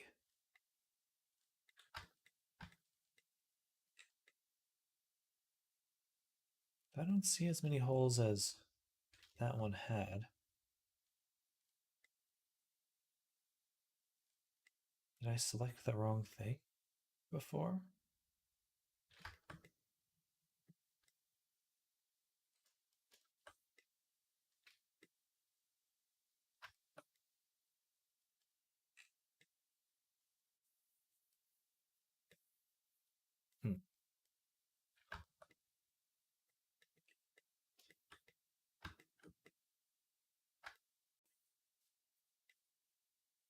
guess there is, yeah. There's a little hole here. But we can cheat. We can cheat by making another object, cylinder,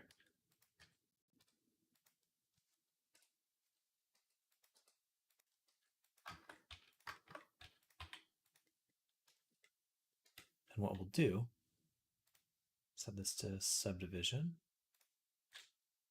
increase the top and bottom,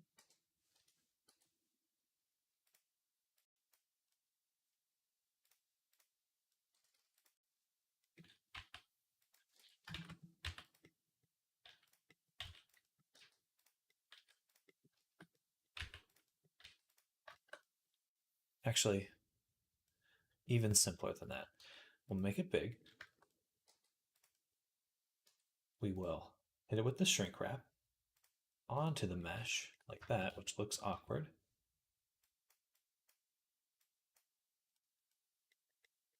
But then we know that this is filled in, and we can apply this shrink wrap. Clapping speeds up. And then we can shrink it like this.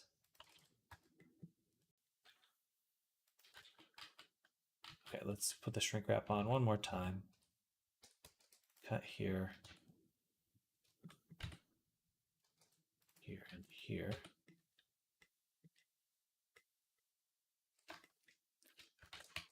Okay, then apply it, and then shrink it. So that way, and then we can just kind of push it beneath the surface. Actually, we need to apply everything. Then shrink it. We just need it to be beneath the surface. That's all. And that way we'll know that there's no holes.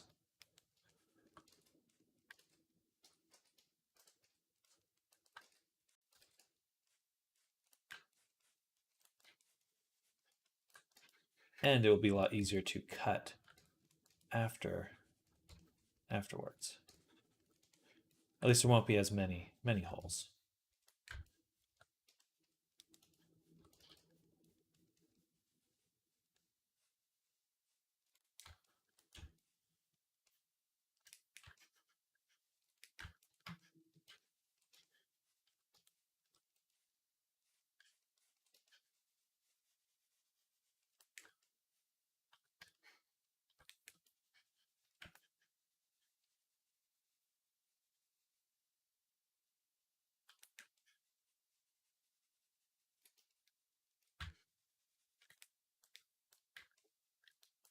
Especially in like this kind of spot. I'm not going to worry about that. All right.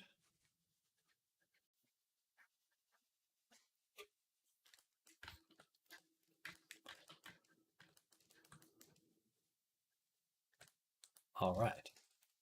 So now we've got this really weird object in here.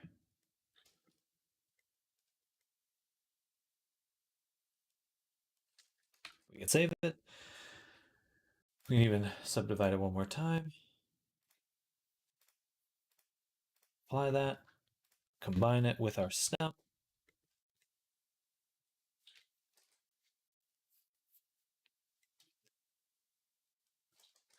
And then do the quad remesh one more time. But I want to go to a different layout because I want to see, is there some progress bar that I'm missing? Also, adaptive size. Adapt quad count. Creates more polygons. No. Because that turned it to 30,000, which is not what I want. And if I have a plane, this is a quad. It's two triangles, so this would mean it's 10,000 tries. So we want 2500. This one. Definitely adaptive size. Allows to control how many quads locally adapt to curvature. So how it is, the smaller the quads will be on high curvature. I set at 0. That's fine. Quad density, that's fine. Watching your thinking process has me glued. Well, good. I'm hoping this will work nicely. Either way, I could have worked. I could have made it work with what I had in the previous remeshing. Oh, that was a lot faster. No, no, it's still doing the loading. I need. How do I tell how it's loading? So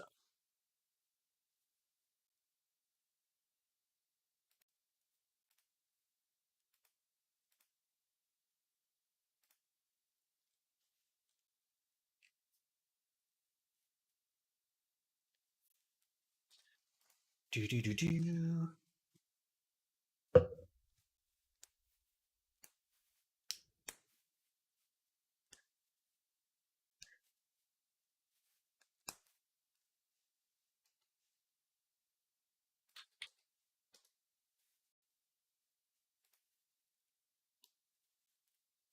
Now we just see if all that work actually paid off.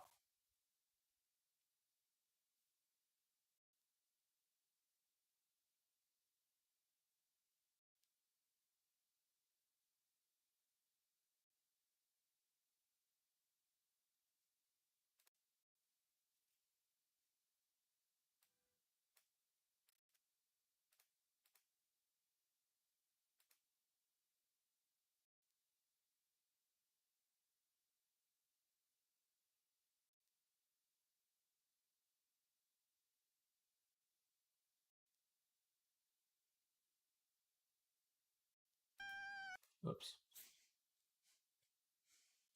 Ignore that.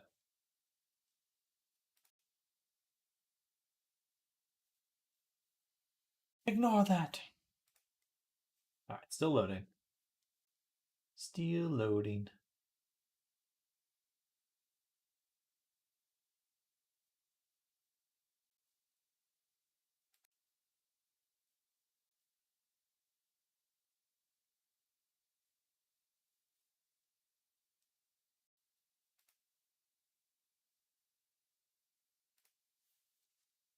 Remeshing. Are you done? No. I feel like last time I used the quad remesh, it had some sort of indicator like this is this is what step it's at. But is this normal?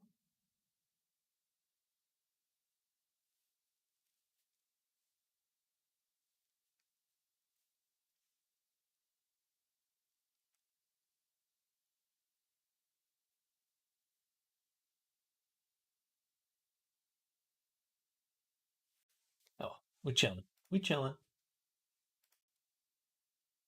Yeah, I thought it had a progress bar at the bottom last time. That's what I thought. I don't see anything though. Maybe it's my custom theme broke something.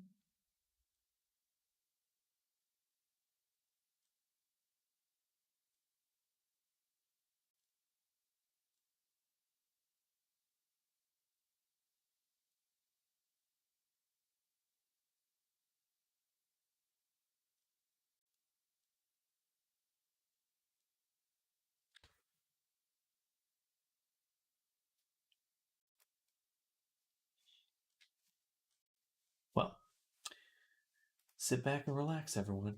That's all we can do.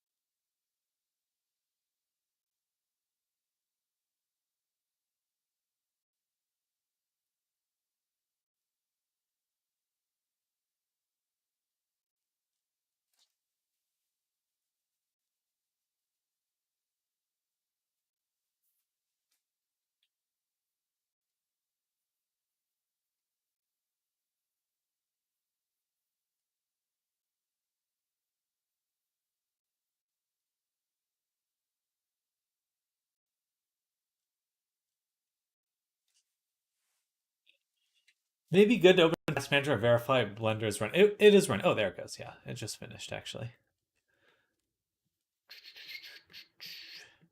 Right. That looks pretty optimized, honestly. And that is annoying. Okay, we'll have to do it one more time because it doesn't actually, it treats it separate meshes as separate remesh objects. We're learning, everyone. We're learning one step at a time. Okay, but I'm going to go to online help first. So let's see if there's some sort of progress bar.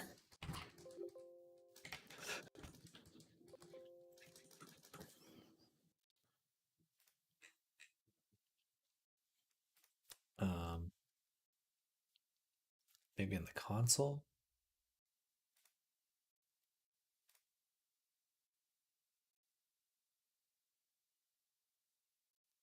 Oh, here. Yeah. Okay. We'll hold on to that. Save. Bring this back one more time. It's our plane. Take this guy. We recombine them. Now we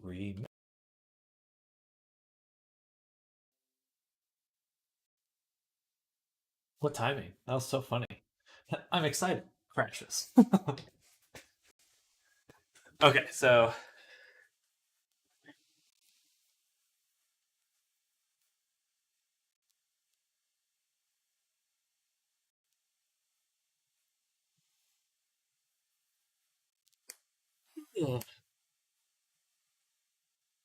so it finishes the export and then yeah, and then it does all this stuff. I don't know why it's the table rises. Oh, Bloodborne music plays.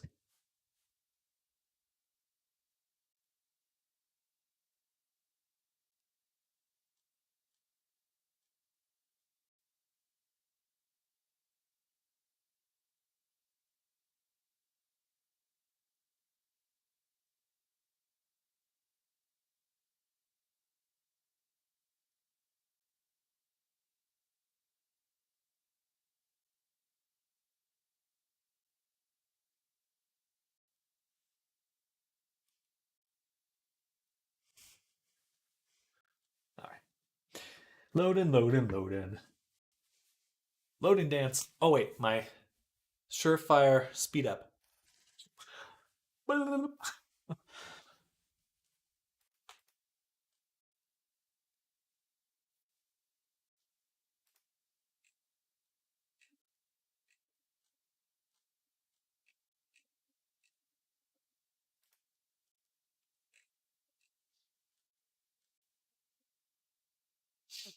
Works every time. What's that quote from Anchorman? Works 40% of the time, every time. Something like that.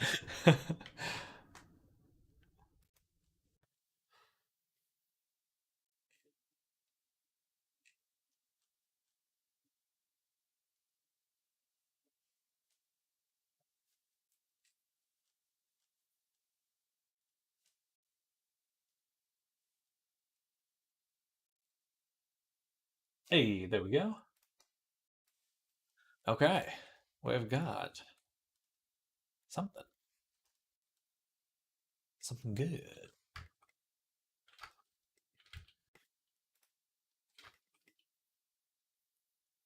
Oh, you know what? I wonder if I had. I'm gonna do one more experiment. 70% of the time, it works every time. Hey there, Ori. Hello.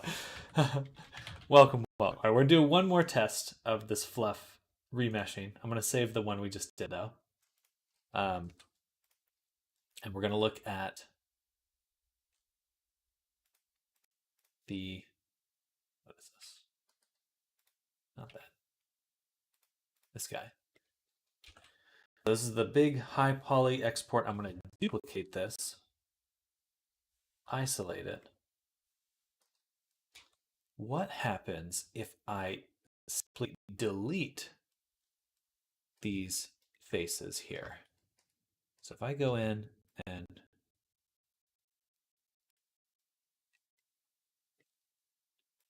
we just straight up delete these, will that work? Because that would be really nice. Then the topology would conform to the gap I want to make anyway. Wow, that is slow though. That is slow. You know, it would have been easier to just do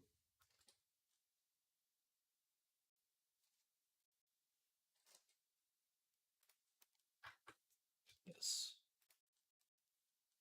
Select.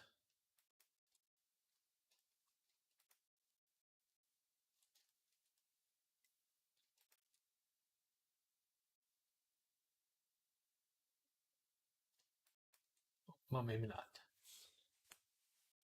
Going to be interested to use quad remesher for this kind of thing. I think it'll be the right call in the end.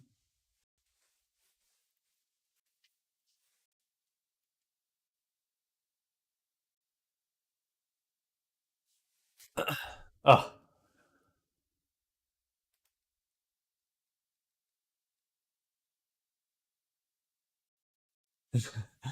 I think you are not wrong, JW. Okay.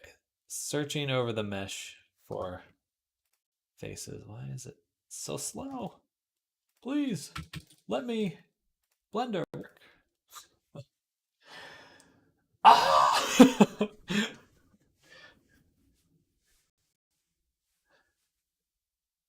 don't want to pick shortest path. I would just like to exit edit mode, please. Why are you locked into object mode?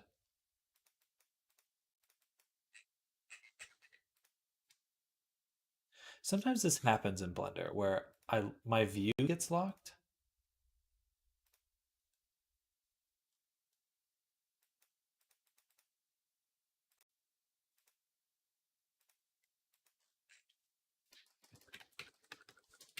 Okay.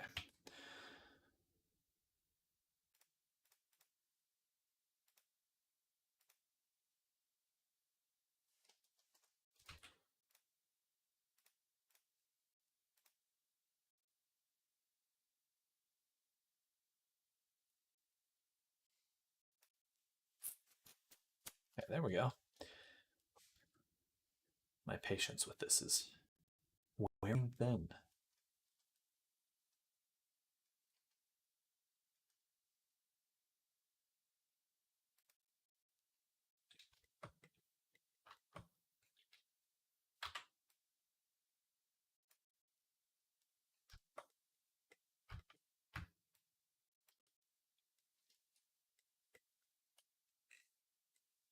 You know what? We have what we want. I'm just going to leave that alone. I'm just going to leave that alone.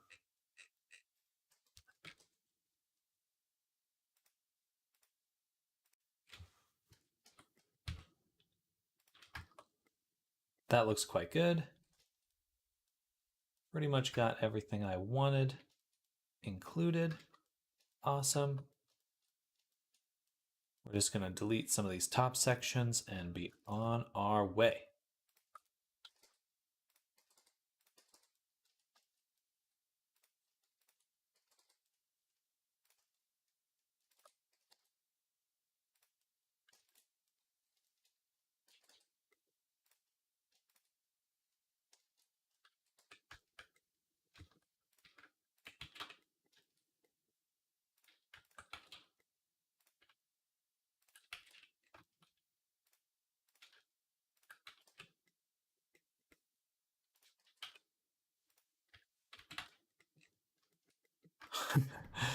We did it. We did it. Sort of. Good enough.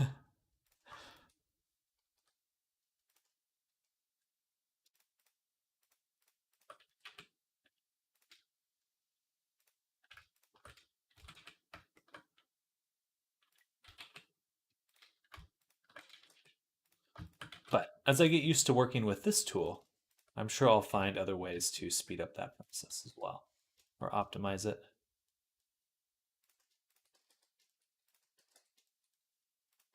But for now, I like what we've got. And we just need to find a good candidate for marking the seam along the whole mesh. I think this one will probably do well.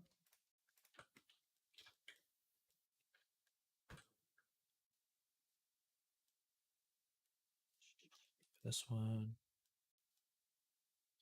Here. You know what? I'm just gonna kind of forge my own here.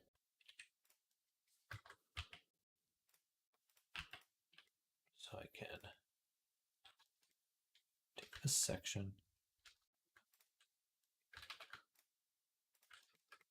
Right here, mark that seam, go to UV editing, unwrap that. Yay.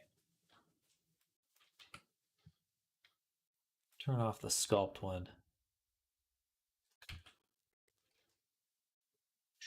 Switch this to the body material. All right. Now let's see how well we can straighten out this object.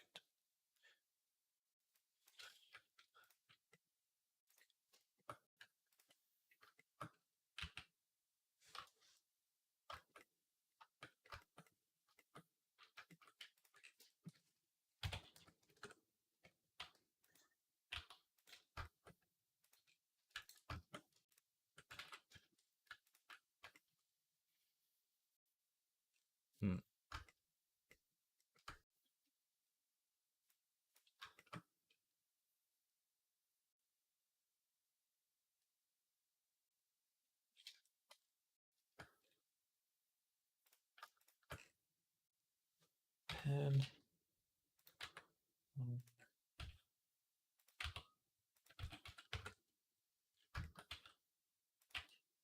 I think that's it. I think that's it.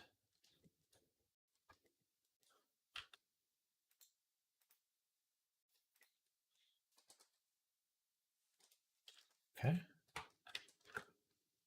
Then here.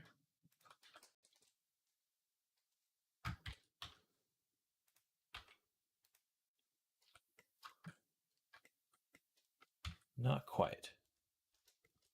Not quite.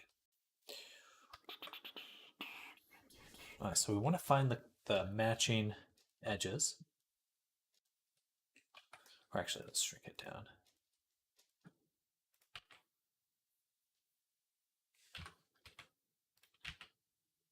That's that corner. I mean, that's right. Those ones are right. Which just means the amount is incorrect. So from here to here,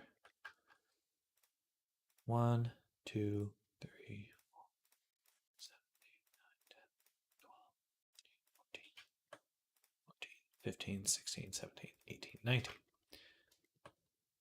1, 2, 3, 4, 5, 6, 7, 8, 9, 10, 11, 12, 13, 14, 15, 16, 17, 18, 19. So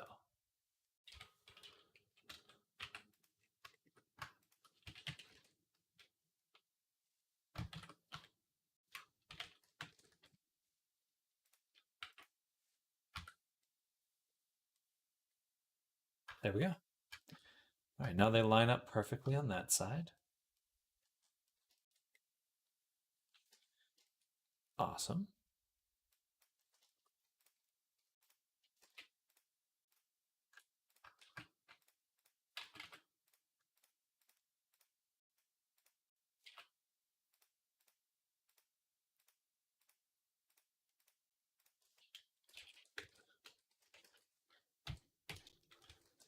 Bam.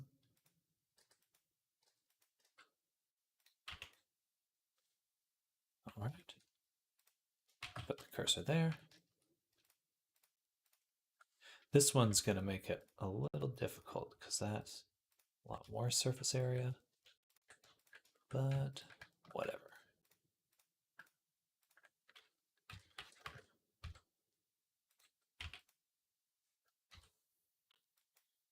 Alrighty.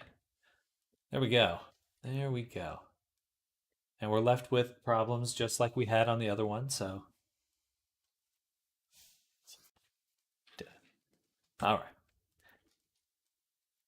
And now we have a tool that if we ever need to actually redo it again, it's going to be a lot easier to do so.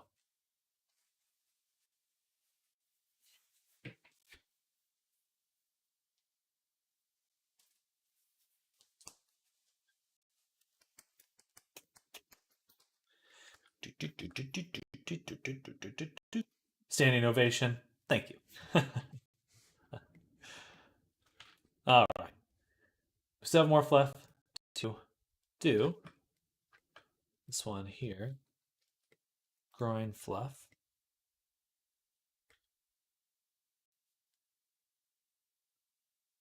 But doing this by hand will be easy. In fact, these ones are already pretty much ready to go. Duplicate, send over to retopo. These chunks, isolate.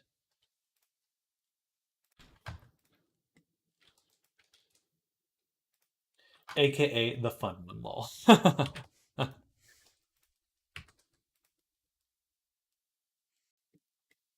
And yeah, we'll do them as separate chunks.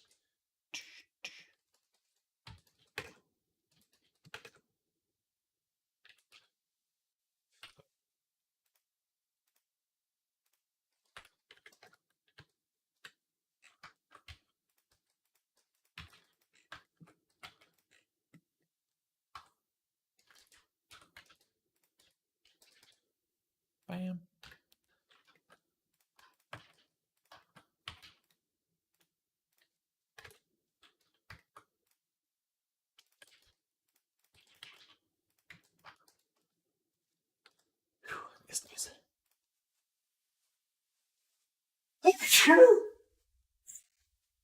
Excuse me.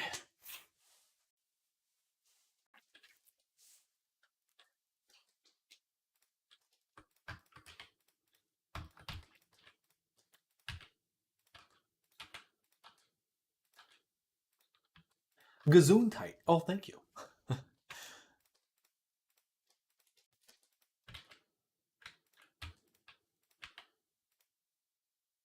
Close enough. I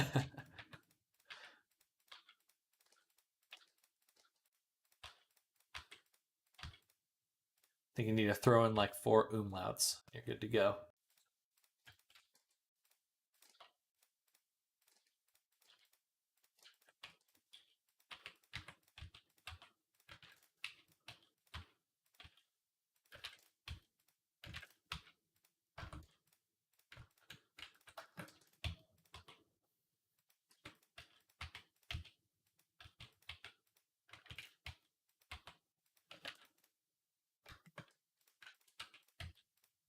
Bam.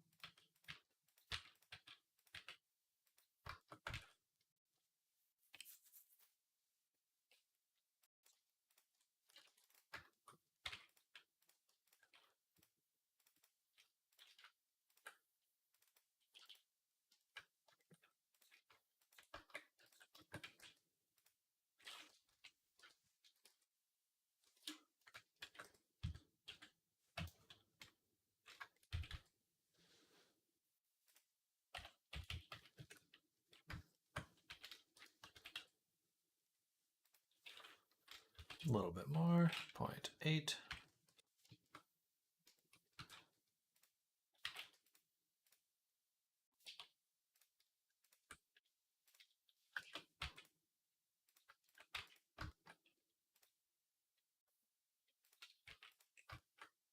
Probably dissolve some of this. Right now we have 6 edges. 3, 1, 2, 3. Yeah, that'll work.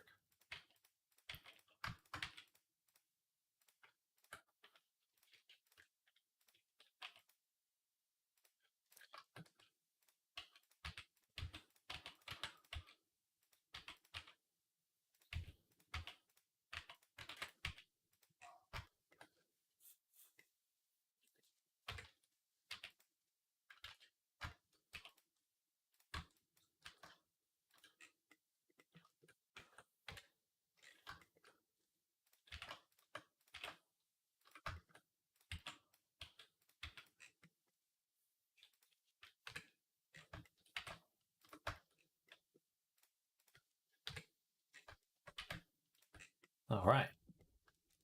That'll work.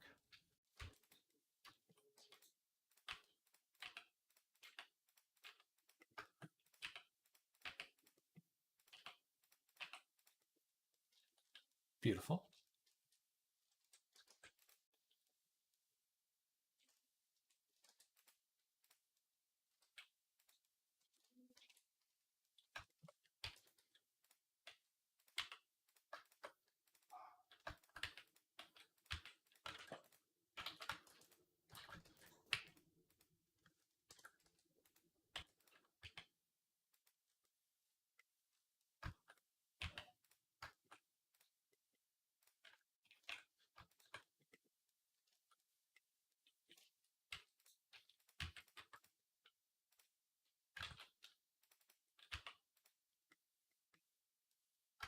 Hmm.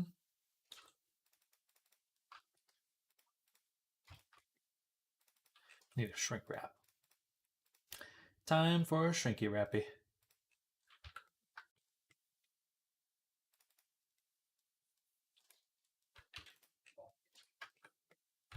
All right.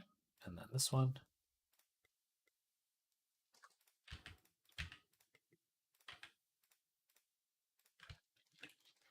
Boom. Man, I was really hoping to get to Substance Painter today, but that's okay. We're still on track for Friday. Just hoping to be there a little bit quicker.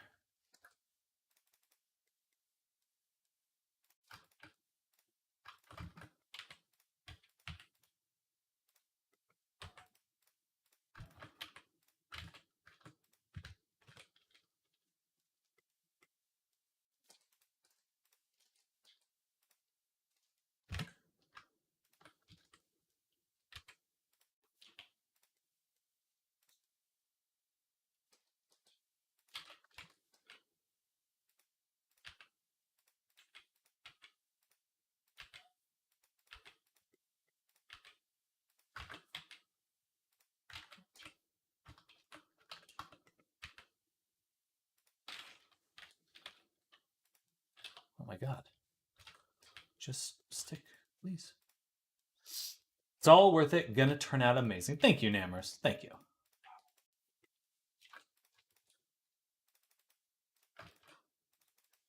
Yeah, despite it being difficult,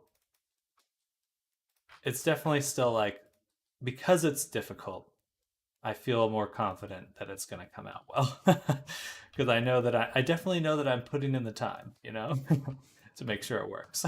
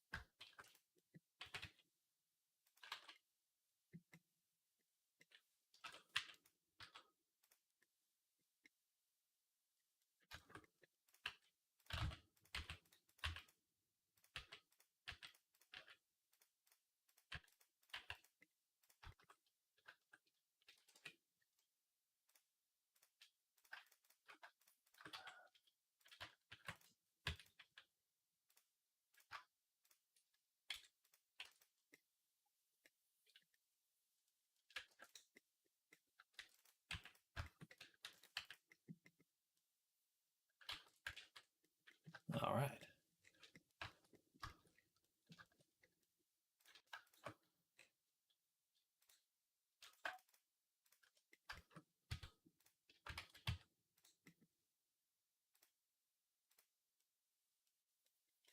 Beautiful.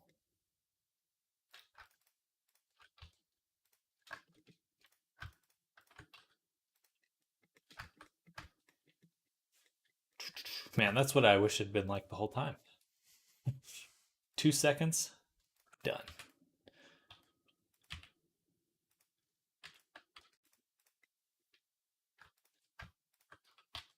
Mm.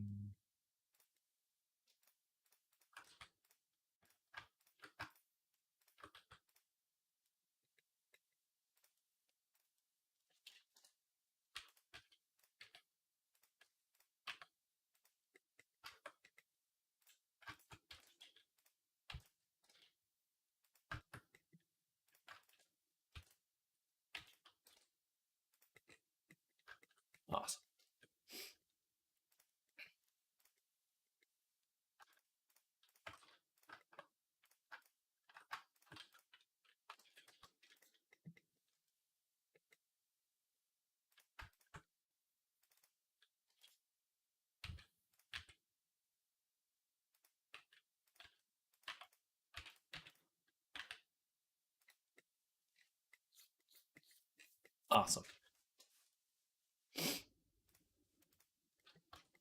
Then we can hide those two. Create a new plant.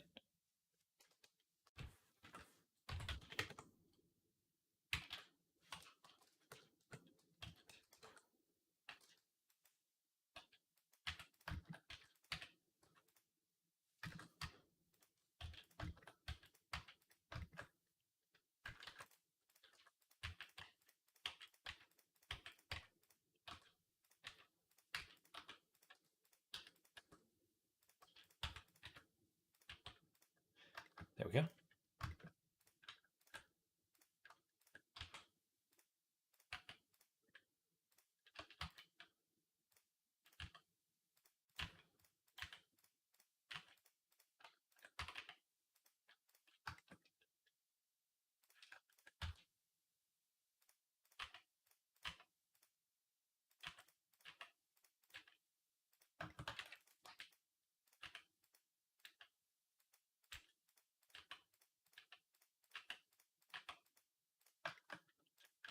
Bam.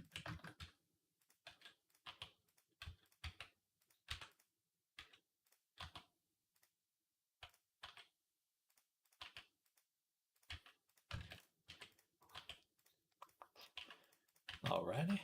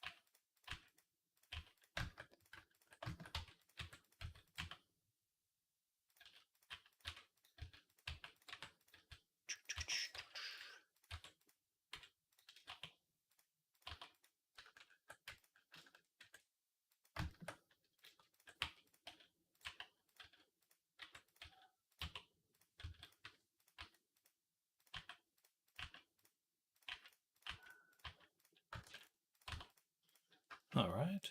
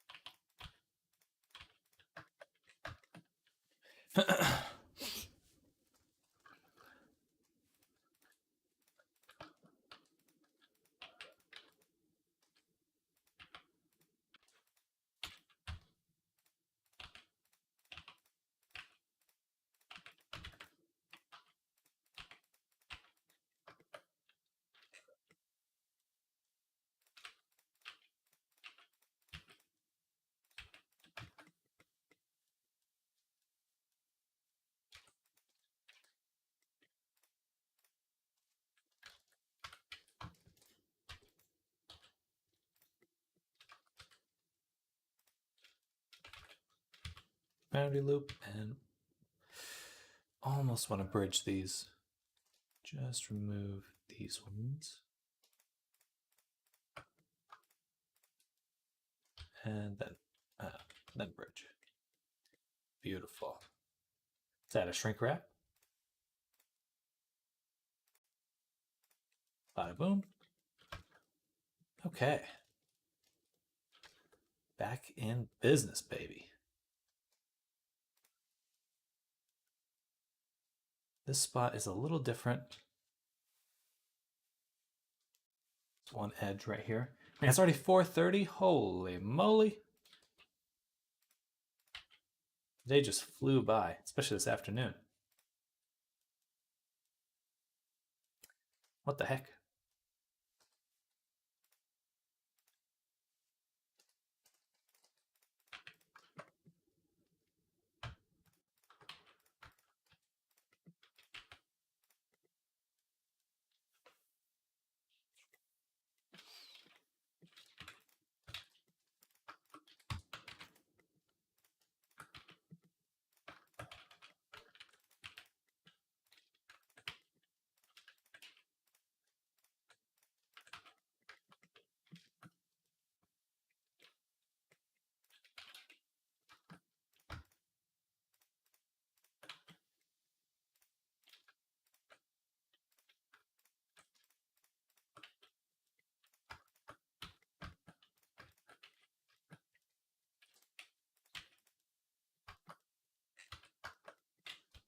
All right, another piece of the puzzle done. What's this?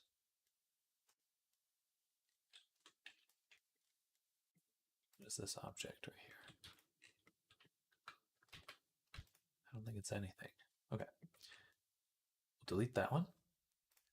And once again, isolate and create retopo.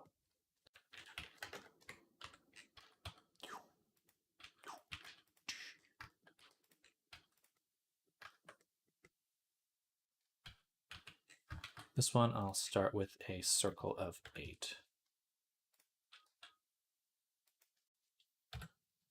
Delete this side.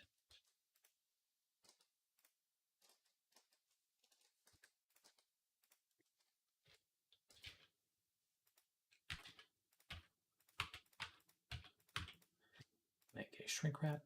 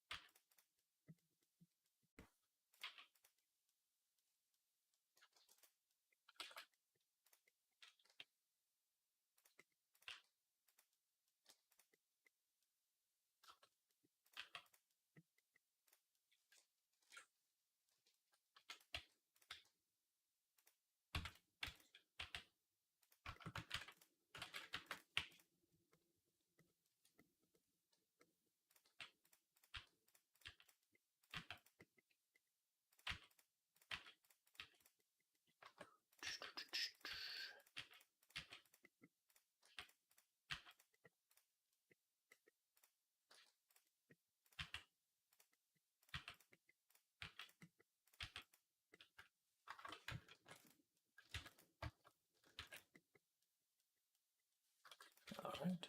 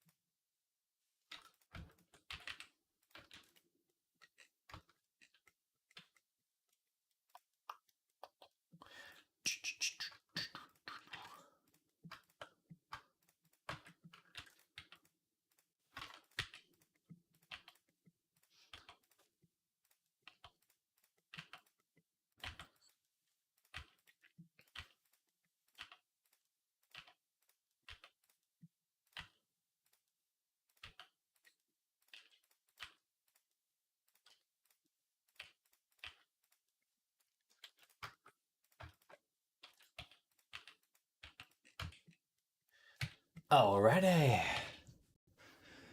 Nice. Okay. So I need to mesh these. Our retopo ones. So this would be retopo groin. C.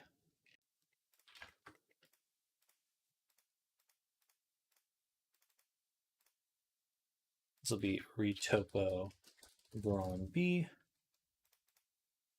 and retopo groin A. Okay. Mesh, mesh.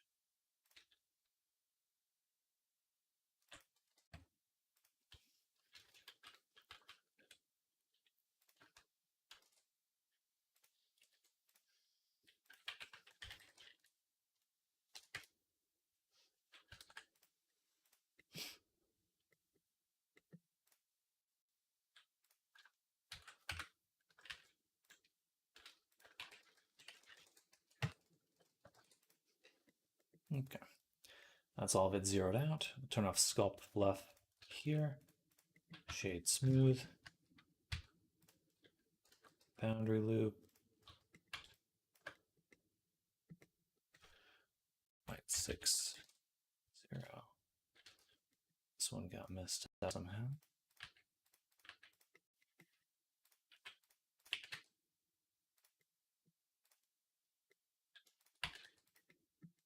It's fine. Okay. 12 for the floof. Good. Retopo leg fluff. Drop that there. So we can delete.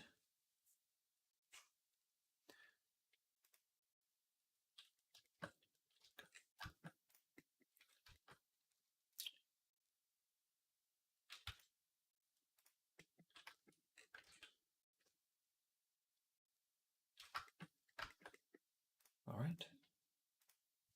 We'll sit down.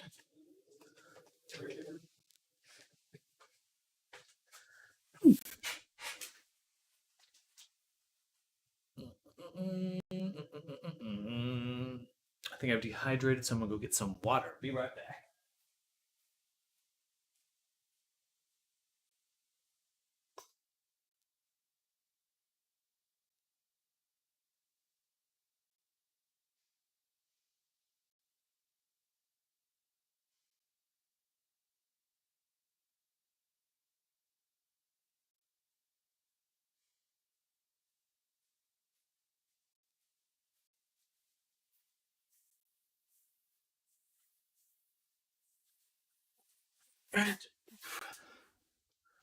Okay. Back into it.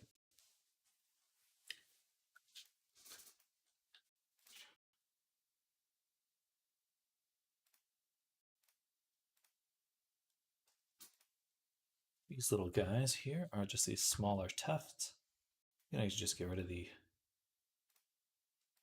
bevel modifier and we're pretty much good to go right there.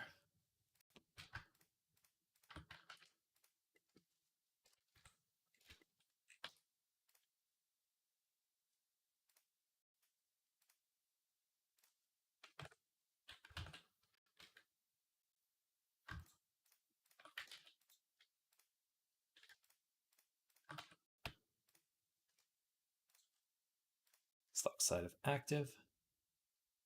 Boom. Invert the selection, delete those faces. Combine them. Remove the material. Copy this to selected. Bada boom. Floof created.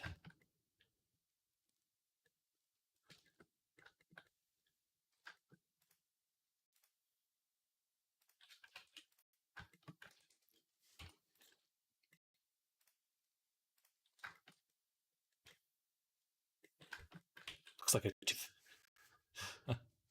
Does. It's not a side you'll see very often, though.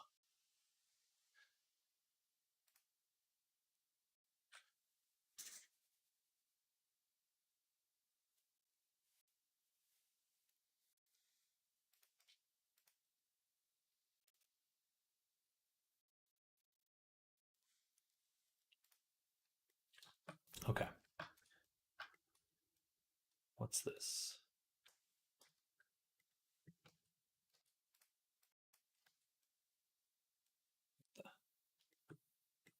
My hooves get destroyed?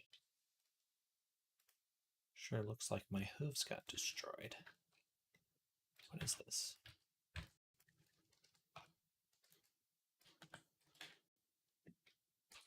I guess that's fine.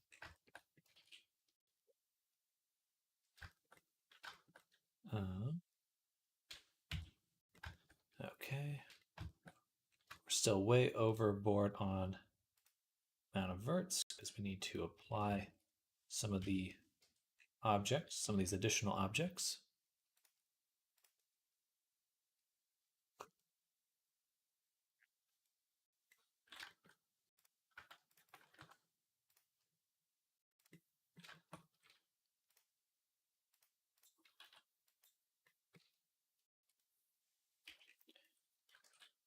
Okay. These ones. Eyes. I will apply the subdivision, but then I'll remove the bevel. These ones. We can apply the subdivision, apply the shrink wrap. Boom. Bevel though.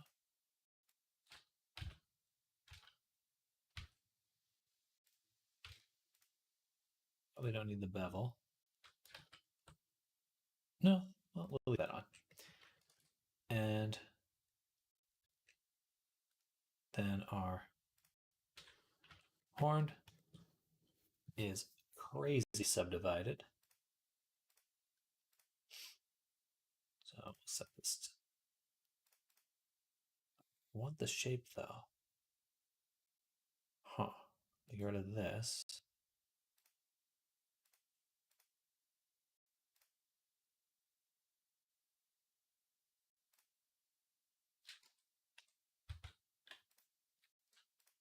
Let's see what this looks like. Apply.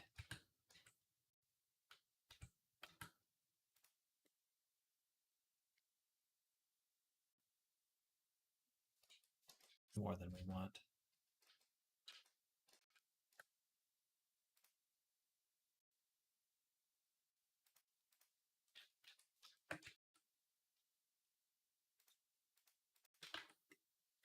Before we apply the curve, look at it here because it'll be way easier to unwrap while it's in this form.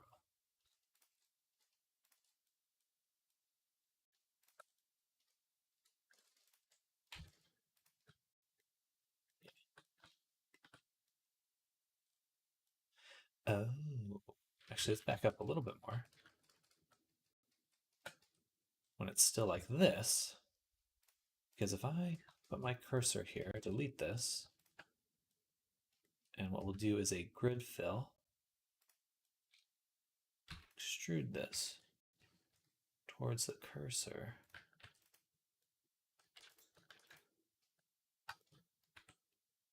And we can turn that down.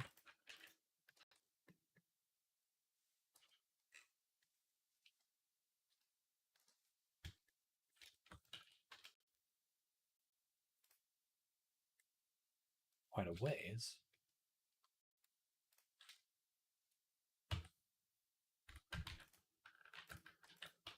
Let's still get the amount of control we want. Much better. Okay, now we apply that. Then we can, no.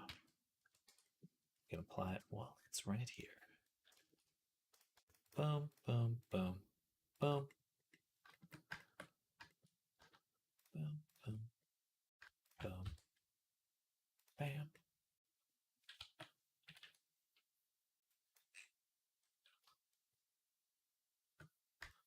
So close.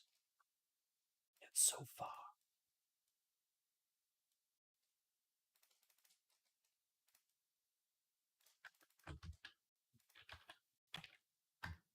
There we go. Pin. Straighten. Apply the subdiv. Unless you ask nicely. Uh-huh.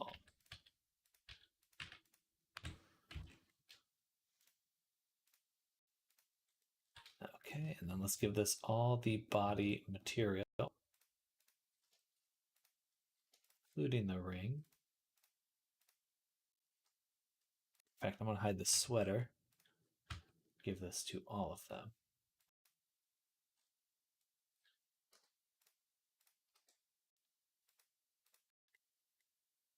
All right.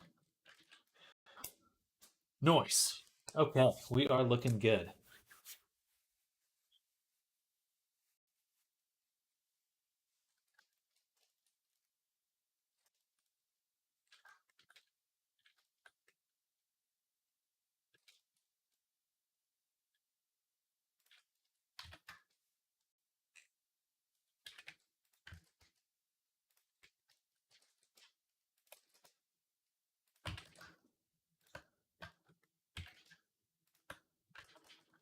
Actually, that's fine, because I can take this. Do that.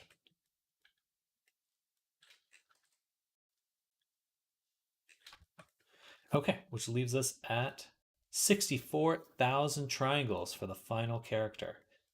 We are right on the money. Nope, actually we're wrong there, because we saw a lot more to make with the other floof. But we'll probably still be within that ballpark. Just double check really quick. This one's 4,000. Not too much to optimize there.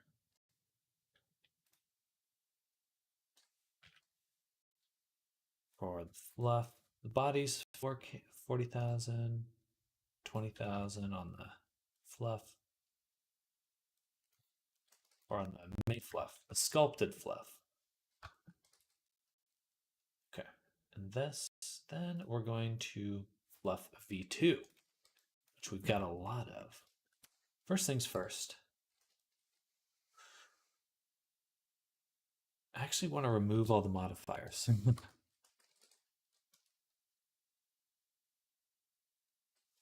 Remove them. I just like to disable them.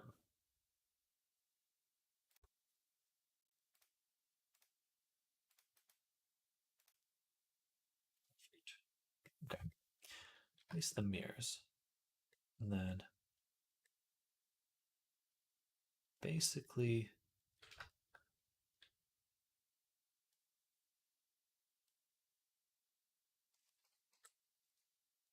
this side of them,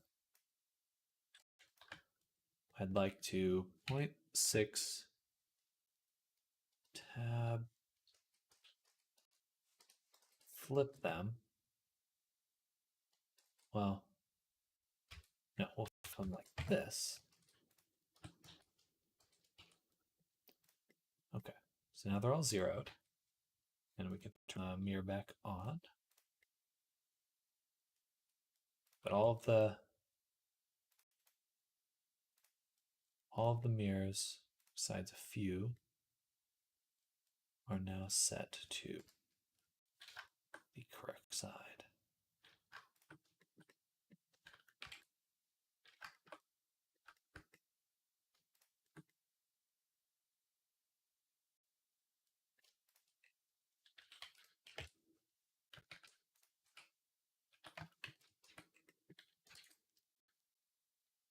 Okay.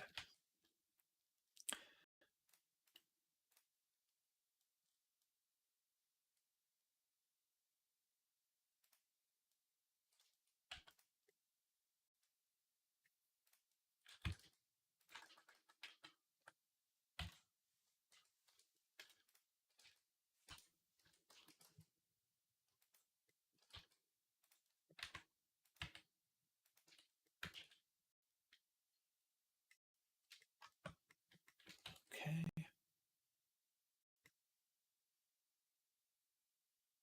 Beautiful. Turn this back on. Turn this back on. So now this is our default fluff. And what we're going to do, make one more collection, which we'll call fluff V or retopo fluff V2. Duplicate and move them all into this new project. our new folder. And all these new ones, we will once again take the bevel, copy to selected. Okay, so we're looking at 53,000 just for these, which is too much.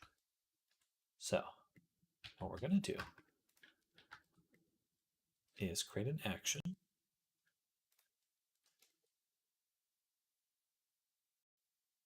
New action. We're going to call this dissolve every other edge loop.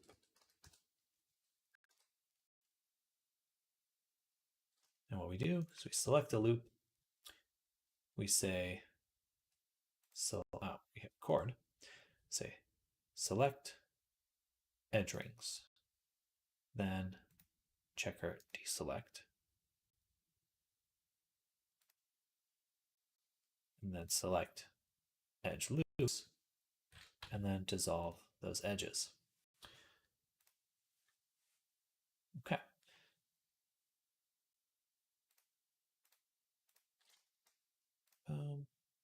Alt period.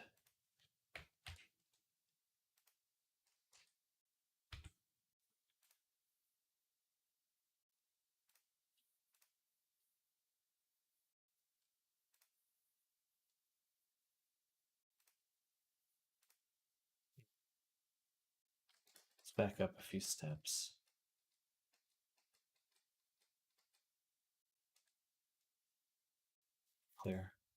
Clear this. Try that one more time. Record. Now we click.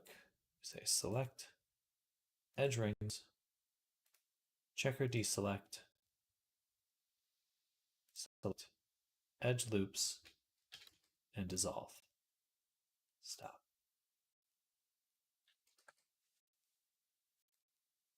That looks correct. Then we can say local to global, edit mode. And in edit mode, then we can add this to quick favorite. Dissolve every other. But for some reason it wants to select the other one. I think what we need to do. Yeah,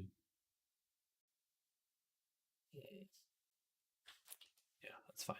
Okay, we can do that. Boom. Boom. And we just need to go through all these now, dissolving every other, except for some of them. Some of them we don't want to do this with. This one's not even beveled.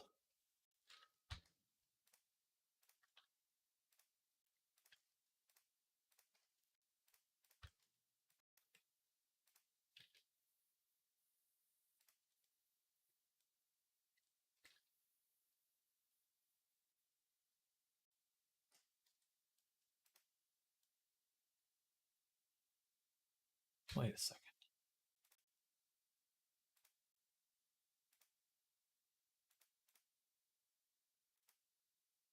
Yeah, that's right. Where was I? Why was I worried for a second? And we just keep going.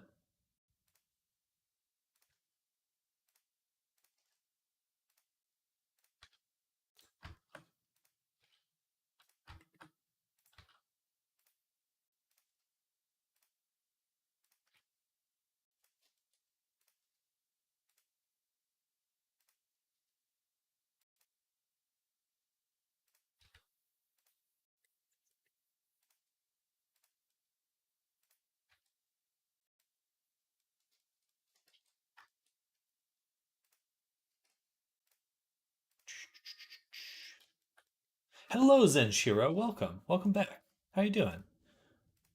Sorry, I'm a little spacey right now. We're in a focus mode.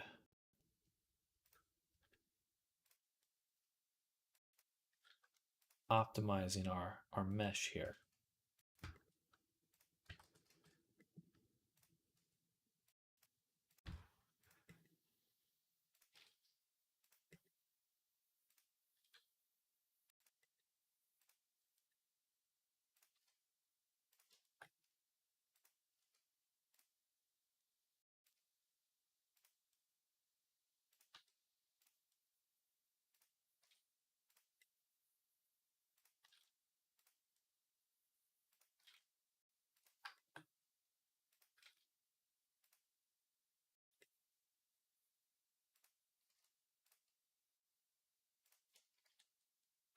Wish I could use Shift R.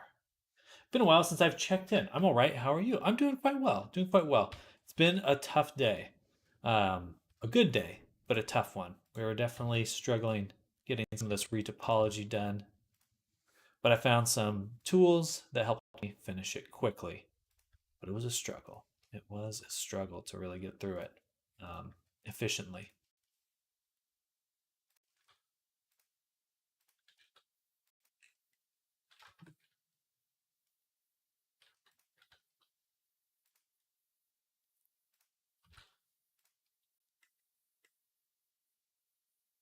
And now we're again just kind of in this process of optimization, finding all the fluff that needs some tweaking, getting in there, tweaking it.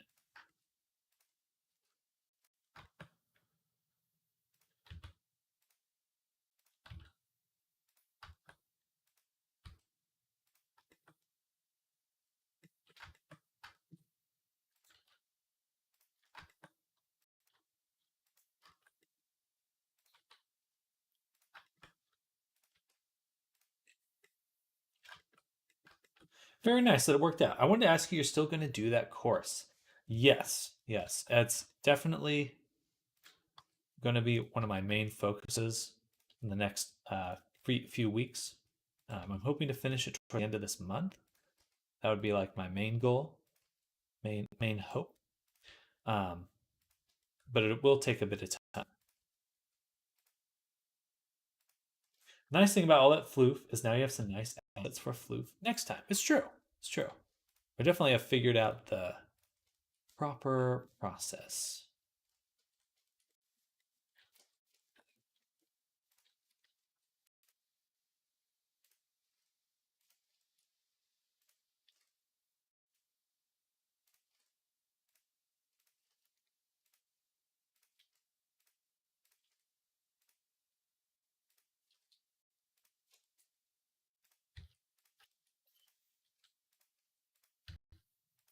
But yeah, I'm really hoping to put that together soon, Zenshiro. I'm glad you're excited about it, and I appreciate you asking about it because I definitely I want it. I want it done. Really would love to get to that point soon. I think about it every day.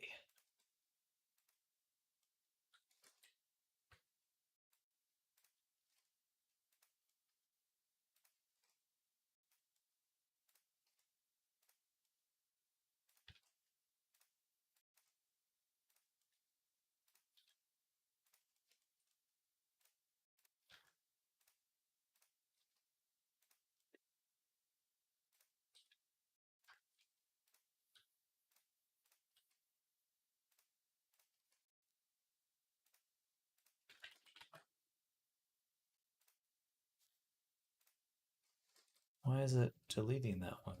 That's weird. Shouldn't straight up destroy that. But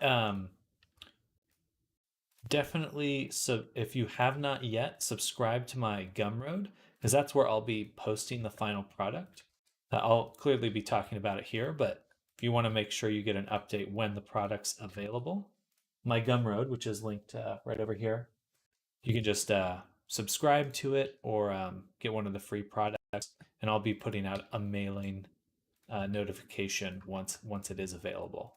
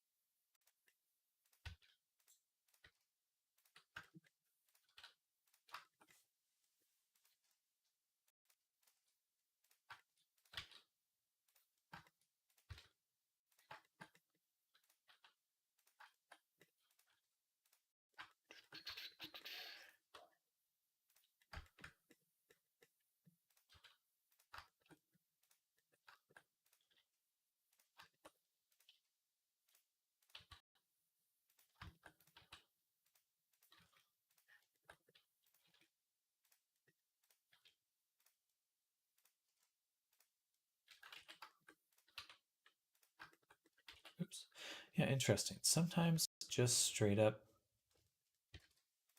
dissolves it completely. So it's something about, oh, it's the back. The back is filled in. That's what's going on. Let's select all by faces by side, any that are greater than 4, and delete those.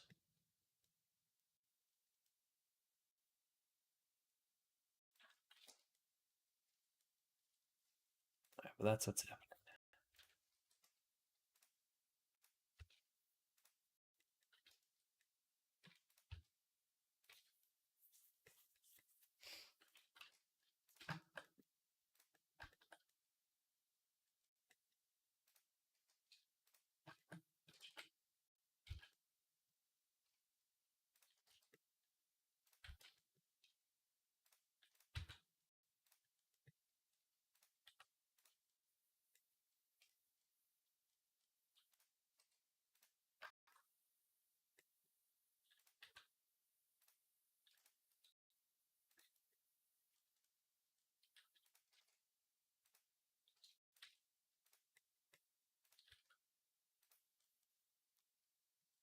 All right.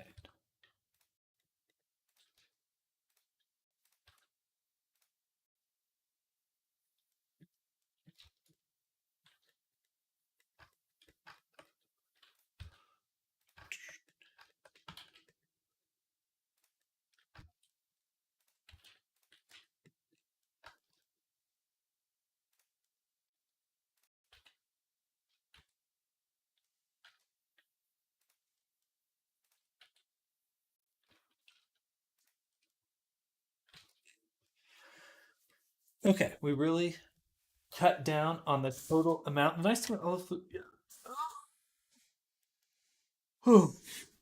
Oh man, this is so much floof. Floofiest. So let's see, what are we at right now? Total count 88,000 triangles. Just double check I don't have anything else that's accidentally subdivided or something like that that's contributing a too much.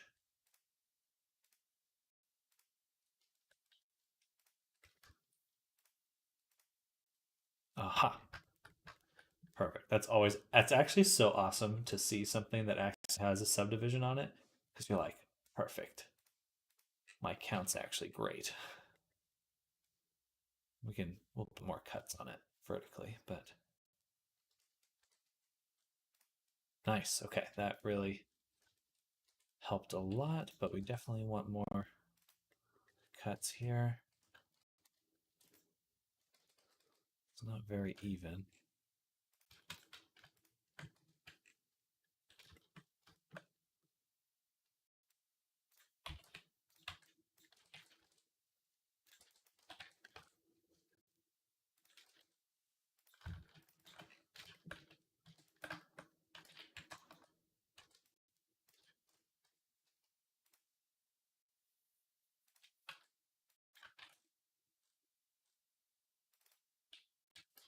Much better. Okay, where else can we save? Definitely more of the floof. We can optimize it. That's where almost all of our geometry is located, or extra geometry. Sweater. You don't really want to dissolve anything on the sweater. It's a big object. This guy, maybe. But again, we just got a ton of floofs, so I think we'll just focus on those.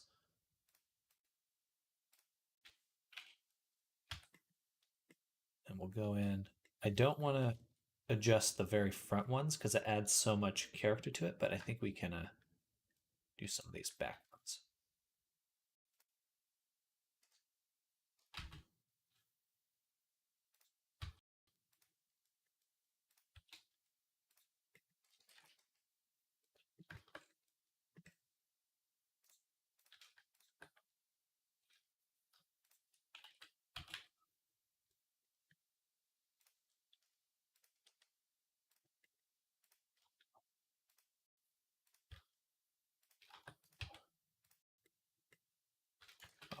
destroyed those.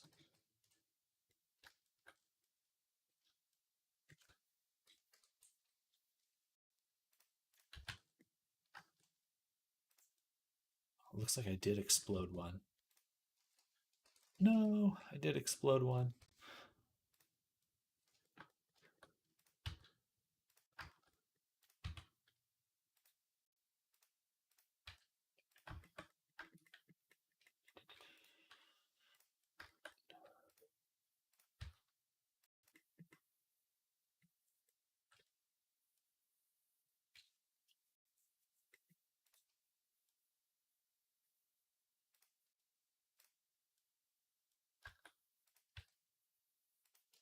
And I could probably delete the backs of some of this floof too.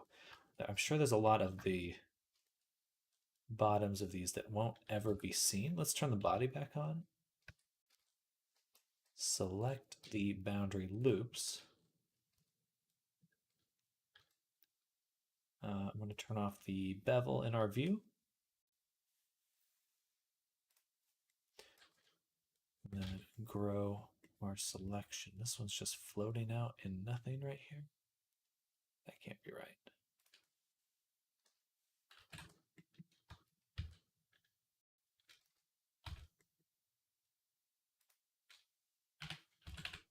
All right, some of these can just straight up be deleted.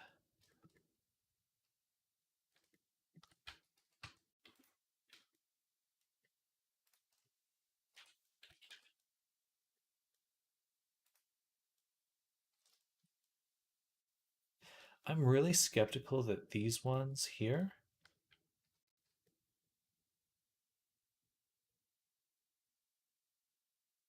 no. Let me turn on the other one. Well, I don't know. They're in that spot.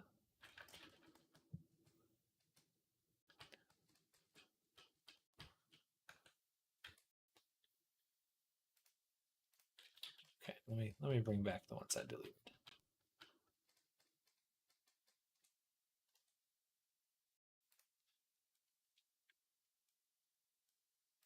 I don't care about this one. No, that one's still weird. That one is still weird. So I feel good about that.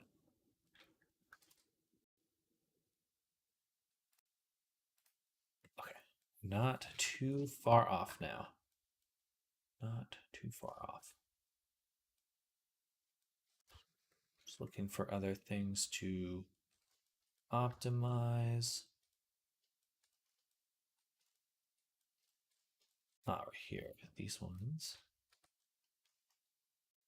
Go ahead and do the dissolve every other.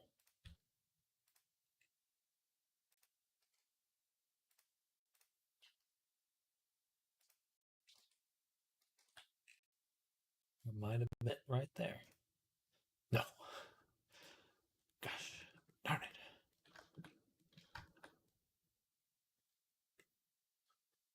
The body's perfect. We don't have to do anything there. Just feel like there must be something that has a subdivision still on it. This is very minor, but we can delete the backs of these.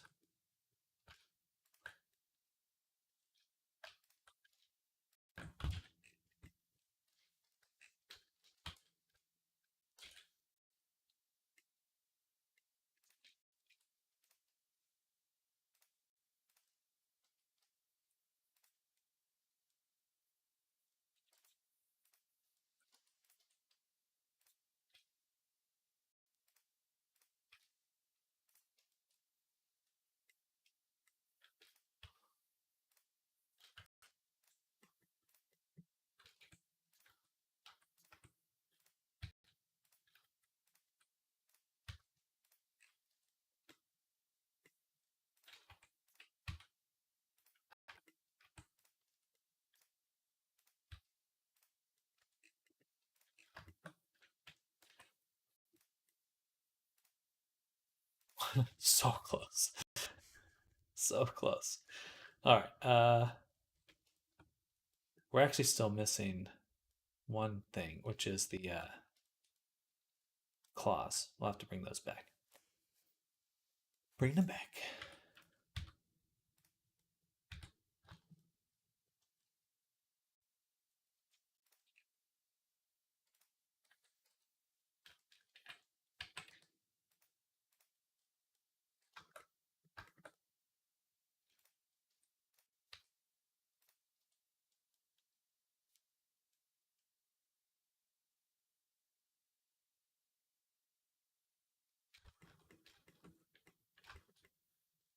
Alrighty.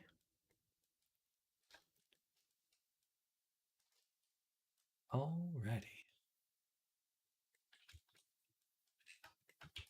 That's it. We have now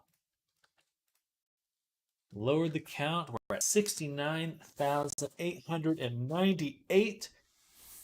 Less than 200 away from the maximum amount. We're doing good. All right. I'm going to keep working.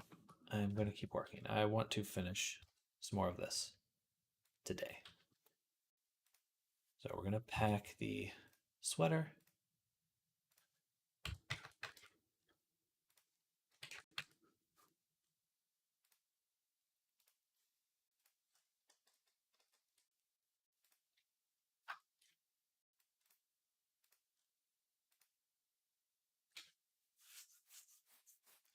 That's fine. That one really doesn't need too much. Then the fluff. The fluff is going to be its own material. So all of this, copy, headhorn, fluff. Okay.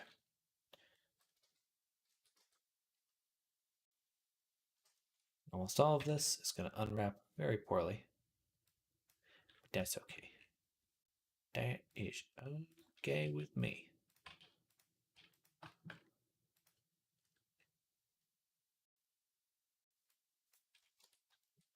Now these ones, we're just going to cut on the side.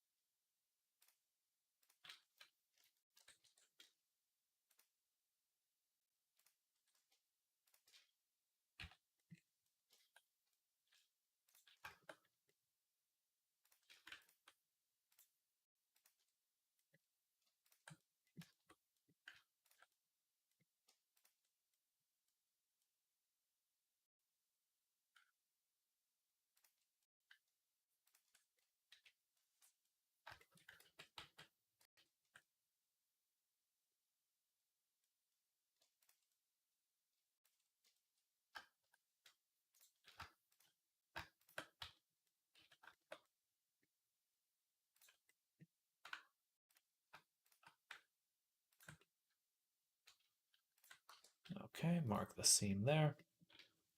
That will unwrap this one. Cut here.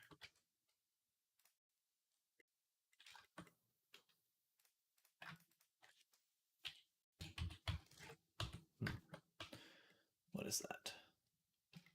Something fucked with the shrink wrap.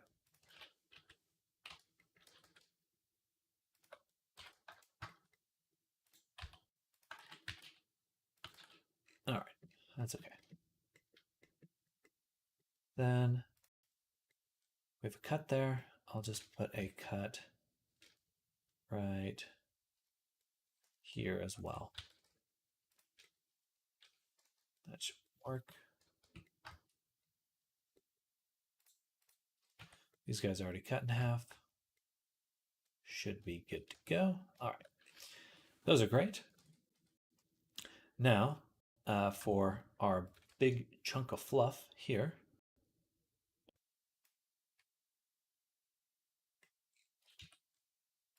we really would prefer all the cuts to be on the inside.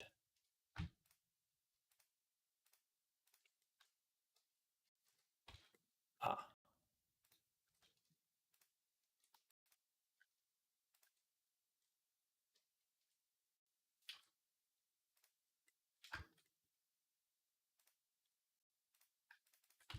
But goes all the way around. Not particularly useful.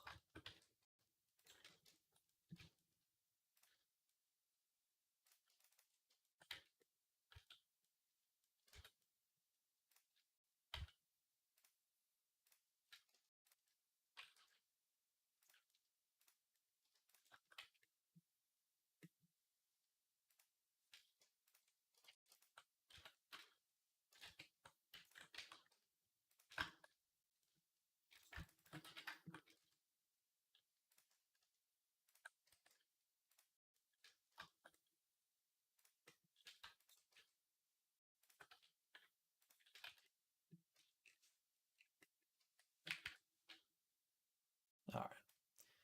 I'm going to be a little more indiscriminate with this.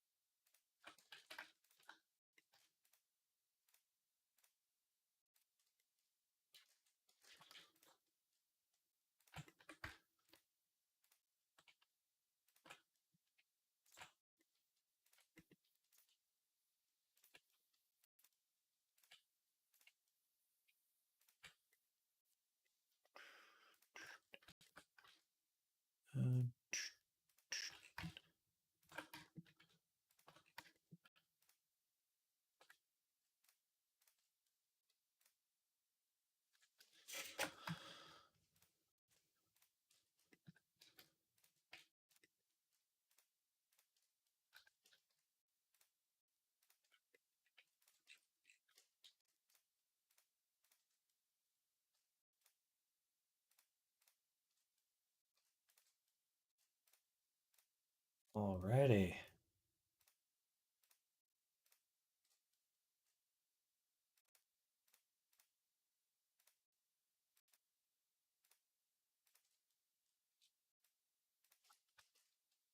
A long day today. Long stream.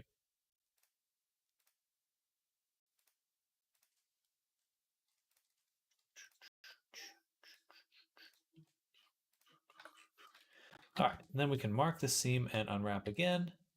Boom. Looks like we just missed 2 of them. Mark seam, unwrap again. And look at that. Look at that. Then we get to cheat. We get to cheat. So I'd like to select similar. I'd like to select. There's not that many good ways to select it. Never mind. Now we have to go through and just deselect the tips of all of these. Oh, we missed another one right here.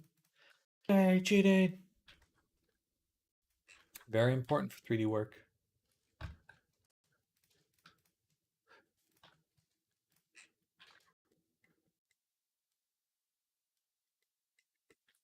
I listened to your stream to help me get some work done. Good, good.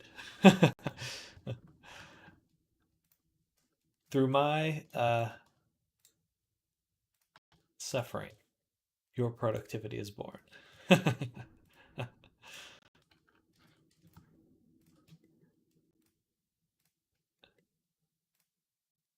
Nice, we're selecting just the tips of these. Very central little tip.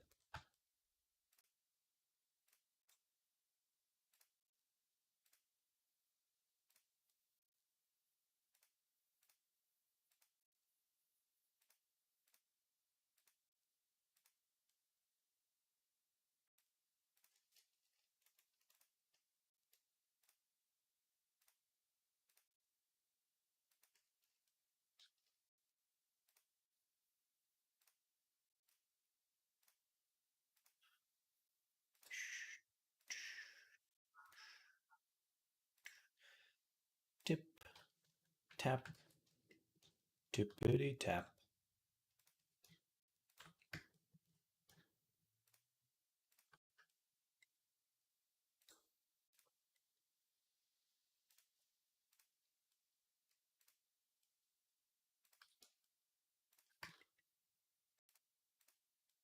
Some of these I could still go in and dissolve quite a bit more. Like these ones, there's a lot more geometry there. All right, well, that's good to know. If I do need additional optimization, I know where to look. But right now we're in the budget. So I haven't had to dissolve anything else. So I think we're good for right now.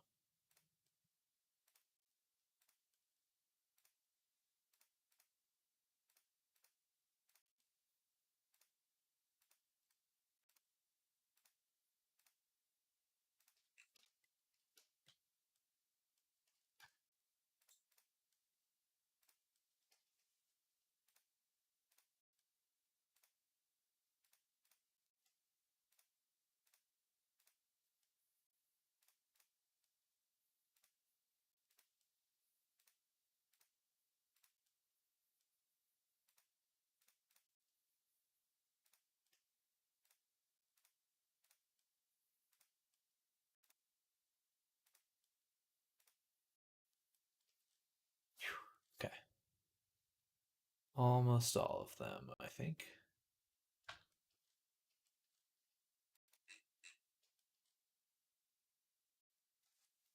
Heading to bed. Appreciate all the hard work today. It sounds good, Evan. Enjoy your evening. Get some good rest. And we'll catch you tomorrow when we start getting the boy painted. Very excited for that. Get some color in his cheeks. All right, there we go. Now we have straightened all of them. Boom. And we'll put them up there.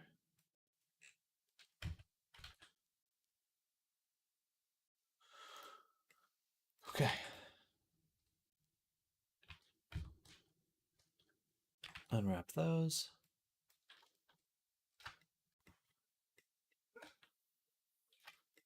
These ones here, I can do kind of the same technique, just in and straighten.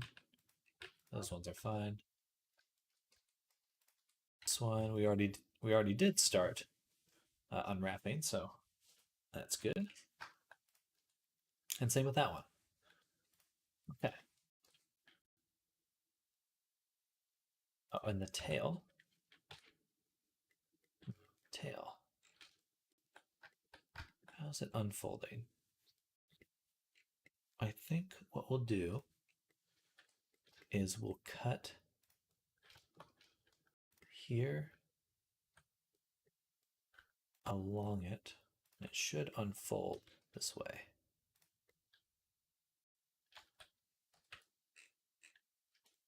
Yeah. Awesome. And then we can just take the bottom.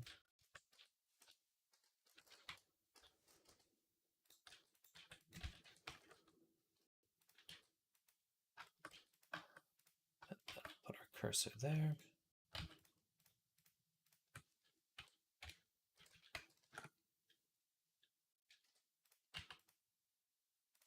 Cursor here.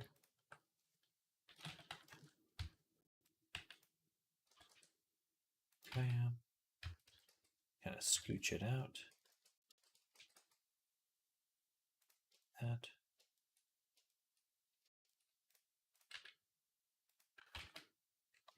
Maybe we need another cut for the tip here. Bam.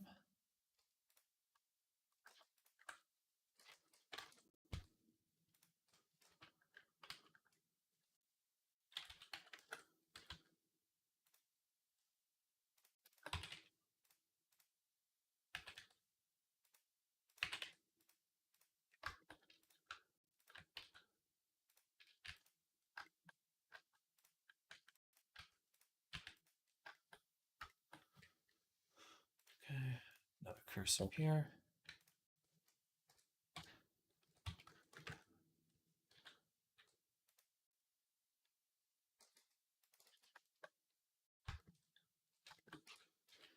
How's it looking with the material? This spot's getting squished quite a bit, which is probably right there.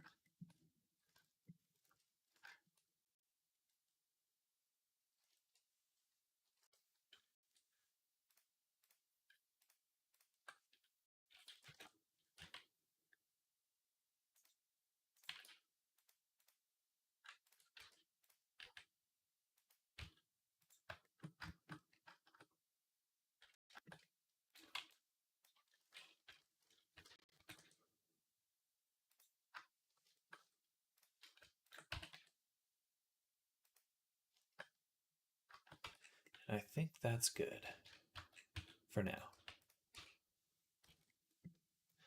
All right, so there's the tail tip. You know what? I'm going to take this section,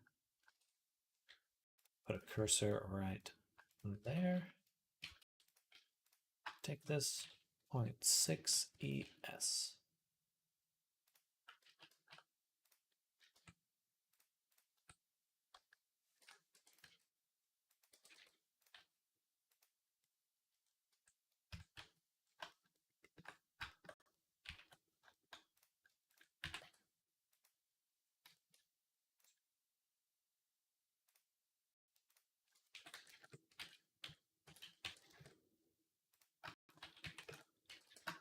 All right.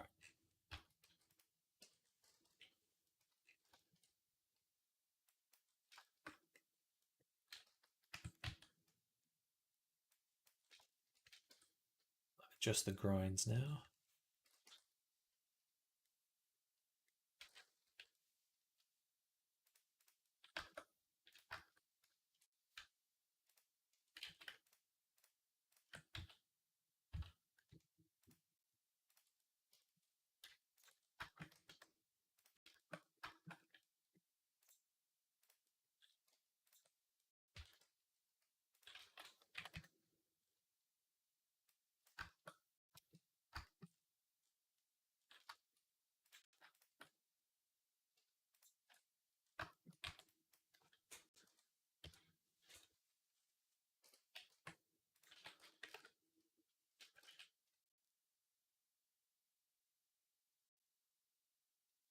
Hello, Jinx VR. Welcome.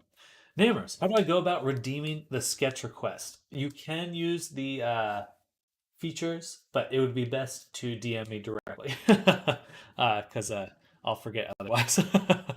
um, but yeah, if you have enough, just go ahead and request that. I'll probably do it tomorrow because I think I'll be a little bit more conscious then.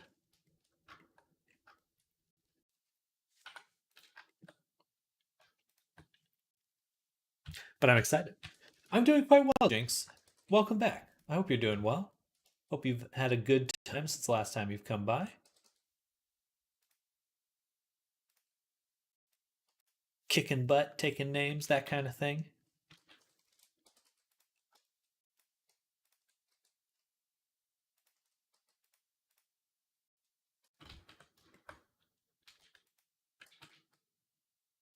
My first time in here? Oh, well, hello. From the beginning. Welcome, welcome. I think there's another Jinx that comes by. My apologies to confuse the two.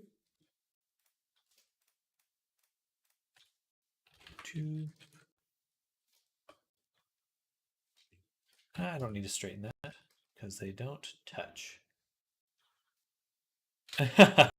Not too many. I think it's one or two, pretty much. So it's not over the top, at the least. A normal amount of Jinx.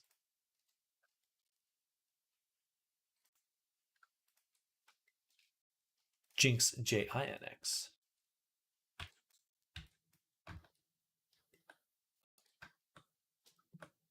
I prefer it with a Y. I think that's cooler.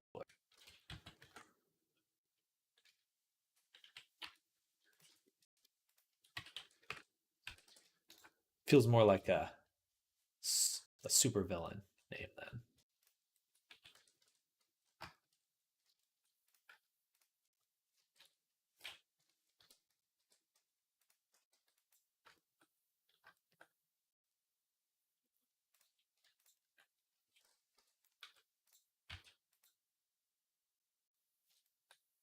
Someone on Discord was like, "Why not spell it with a Y?" And I was like, "All right, bet." Challenge accepted.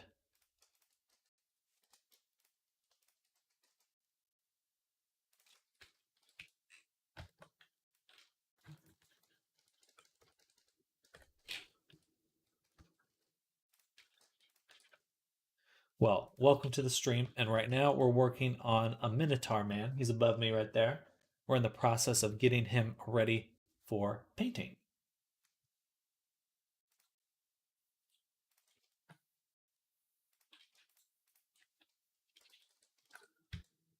Which we'll probably get to tomorrow. We definitely will get to tomorrow.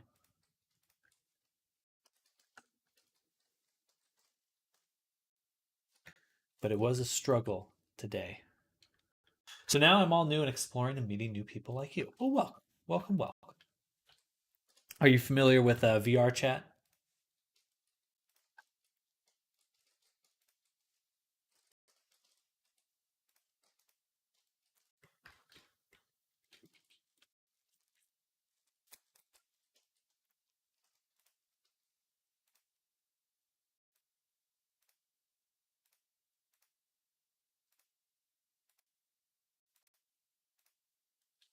Yeah, I was thinking about getting into VRChat again. Okay, okay. Well, then you're probably familiar with it then, or you are familiar with it then, and that's exactly what I do here on stream. I make VRChat avatars for people full time. That's kind of my deal. Just been trying to get my VR legs fully. It does take some time. It does take some time, that is for sure.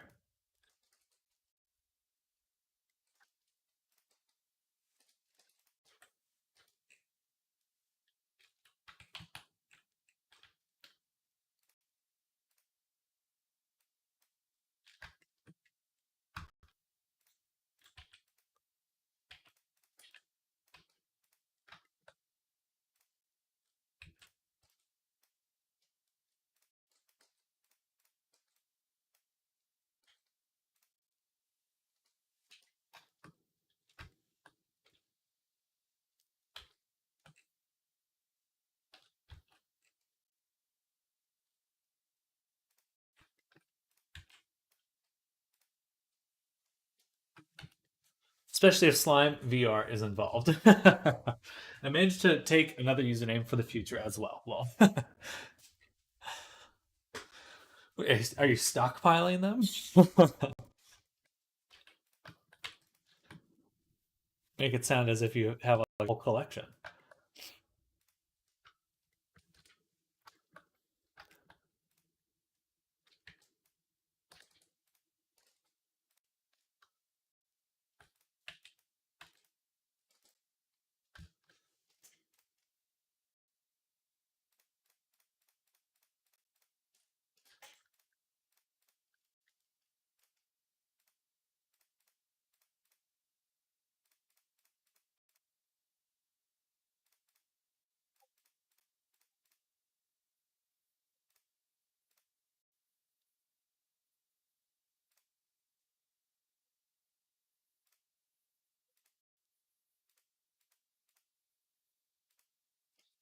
See if there's Jinx VR and Jinx ASMR. Okay, okay.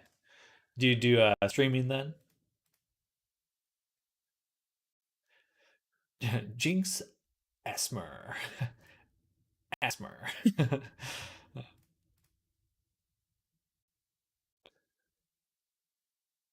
You do? I do. Asmer. Okay. So we're going to take these and rotate them 90 degrees.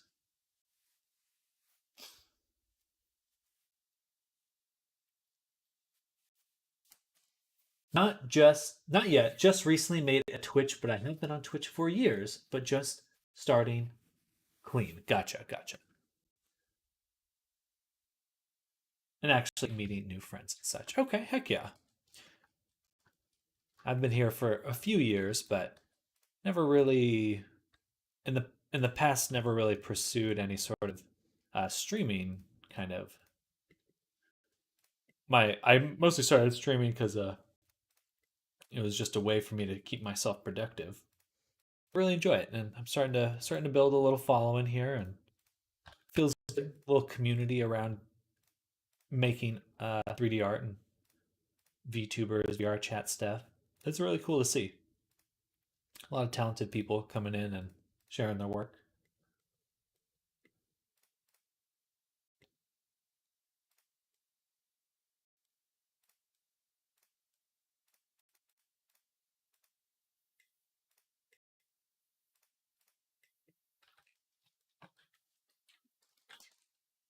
Okay, I think they're all pointed down now.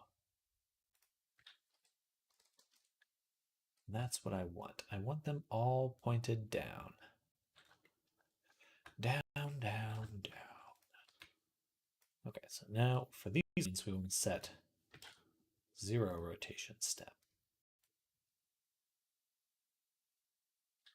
Okay, which makes it a lot easier. That's why what I am wanting to do is get into VTubing. Okay, heck yeah. It's an odd world. I make a lot of VTubers. I don't use one very frequently. I had one in the past. I mean, I could always open it again, but mostly just enjoying making them. That's where my joy's at.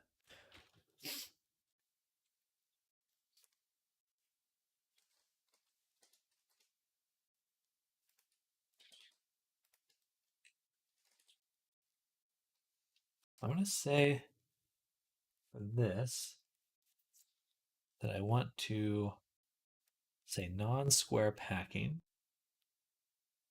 and I want to pack these on the upper 50%.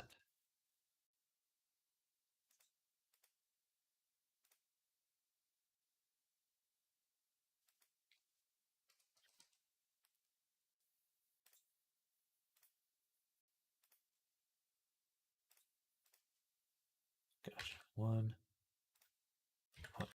Okay.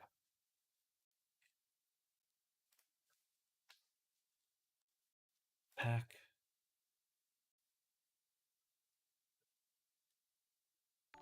Oh, Fiona Blake, thank you for the subscription and welcome to the stream. Hello, welcome, welcome. We're working on our Minotaur guy. I am just about to end the stream. Usually I don't work this quite this late, but happy to have a few people coming by. See, I legit have been all over the place because I'm like, what if someone will judge me? And I'm like, it's Twitch and VR. Who cares? Be who you want. It took me a while, even though I'm not even like really putting myself out there in like an entertainment sense. Even just doing this took quite a while to get used to. Um,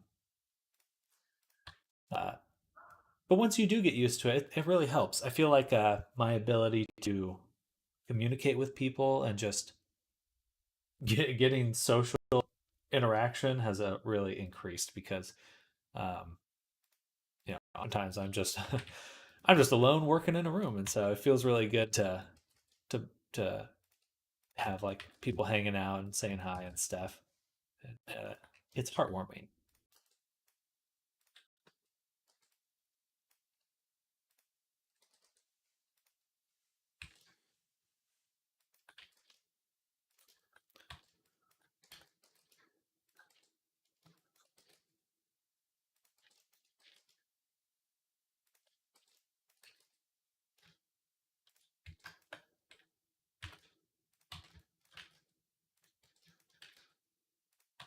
But I'm sure as long as you just stick with it, it'll become comfortable and you'll find a way to enjoy it. It really does just take some time though. So as long as you stick with it, you'll get there. Or, even better to say, once you find the formula that works for you, you'll totally get there. A lot of it is just like kind of defining what comfortable means for you in this space.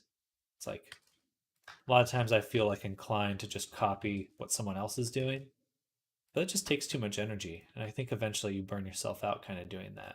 It's like better to just find what's comfortable. And, you're gonna find people that match that vibe.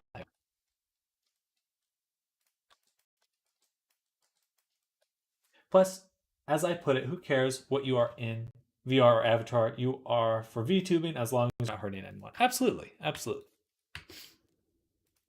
absolutely. I mean, VR is like the ultimate form of self-expression. So I think it's a joy to be able to bring people's characters to life that are very personal and represent them on like their own terms. Um, and VTube, I'm sure the VTubing community feels, excuse me, the same way.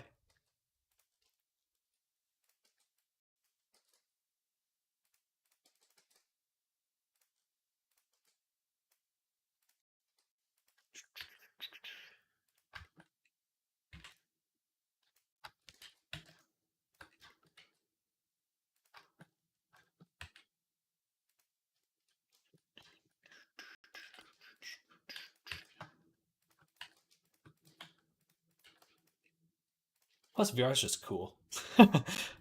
VR and Twitch streaming, it's just cool. I think that alone is worth it. It is interesting and cool, and there's always something new happening. You're always learning something new. Heading out for food. Have a nice one, Sam. Sounds good, Sky. Thank you for hanging out today. Definitely enjoy your evening and enjoy your food. We'll catch you tomorrow. Wednesday, already halfway through the week. Already halfway through. Well, not just yet. By the end of Wednesday, we'll be halfway through. We're getting there, though. We're getting there.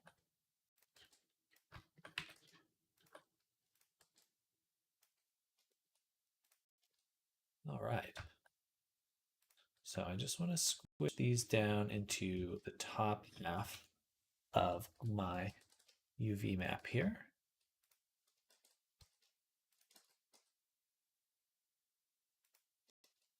Write a map there.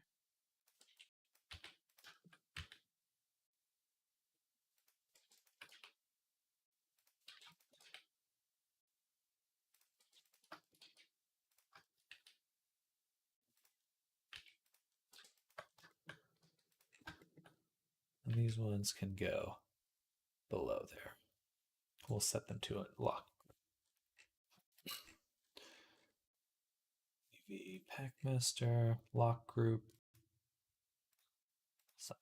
Okay. And these guys, plus these, we want to put into a custom box like that.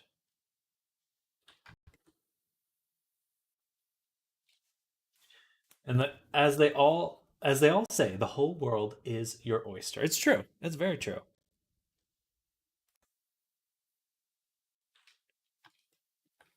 Extra true.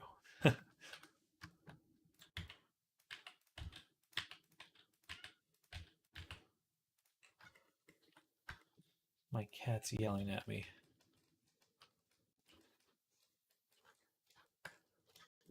These should all have a packing of 90.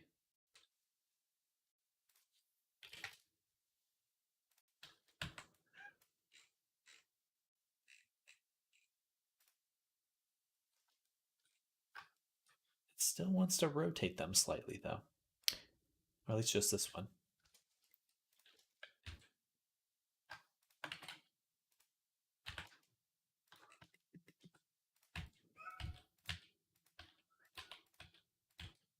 All right, there we go. There is the fluff. There is the fluff. Fluff has been mapped. But I just feel so scared of being a female avatar as a male IRL. Wouldn't worry too much. Again, like you are in control of the environment you make in Twitch, especially with Twitch. It's like if someone's bugging you, unlike real life, you can ban them. And even in our chat, if someone's bugging you, you can mute them and block them. So I think there's a lot of power in that. And I always encourage people to take full advantage of that.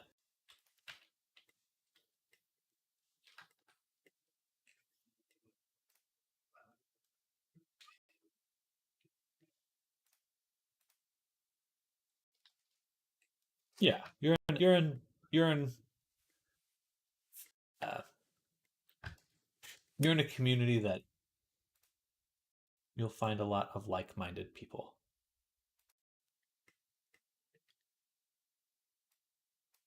True, because as one person was like, sometimes you want to feel pretty. I mean, yeah. See a lot of big drag community in the world. That's a big part of it. Like virtual drag.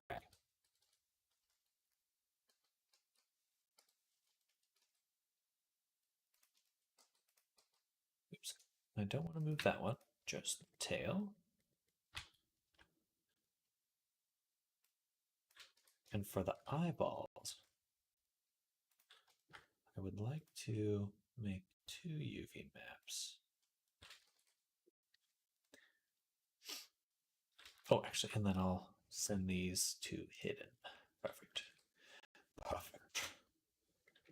All right, so here is everything left for the body. What is not mapped? I think it's this little, yeah. Pin. Actually, let's just unwrap it. Pin.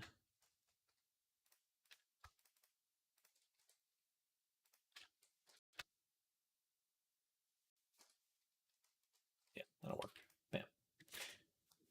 Yeah, it's a quote that's going to stick in my brain. Okay,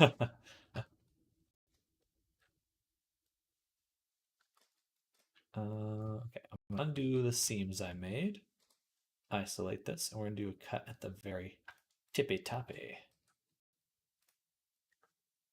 And then along the back as well.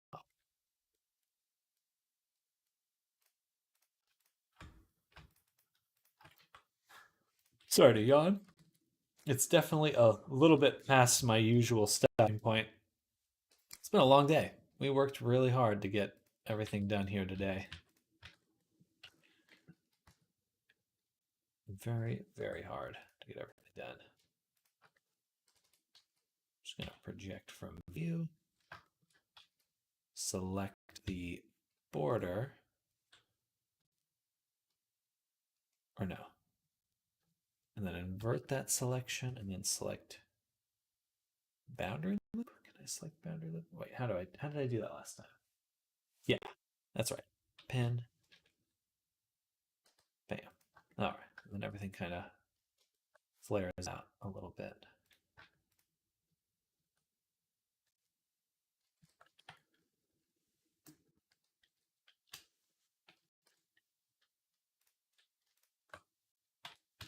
Bam.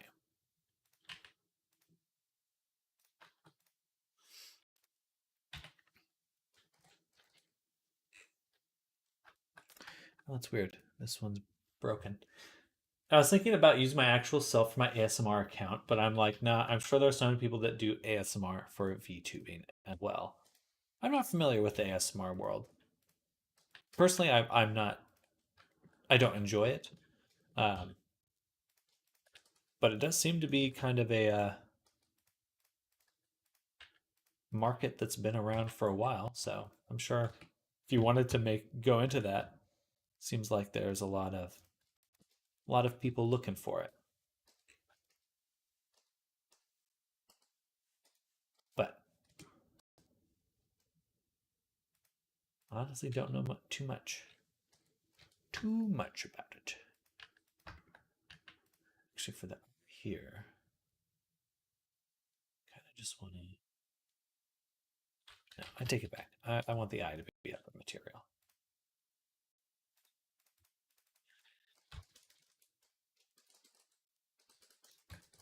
Bam. And we'll just get rid of this map here.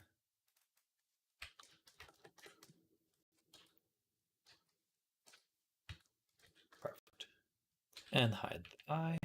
No. Make a collection for the eye. How much do you charge if you don't mind me asking? For a from scratch avatar, so my usual commission, which is like making a PC ready from scratch avatar, I charge about $1,000 per avatar.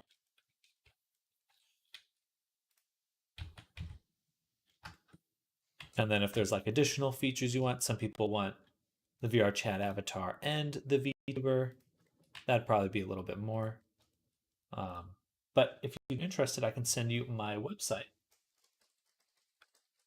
and you can at least check it out if you're interested, or at least to learn more of what it's like. But I'll go ahead and paste that in the chat right there. And I appreciate you asking.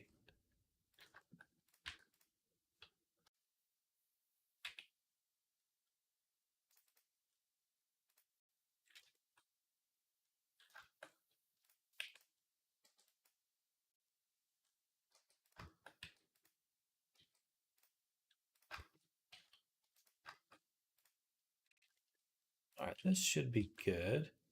I'm going to go ahead and pack.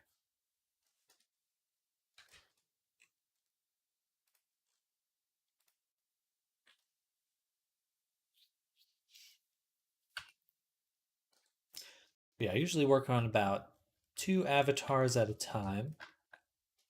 So right now we have a mech avatar we're working on. It's like a mech dragon. And then this guy. We're just about to get the painting for him. Excited about that.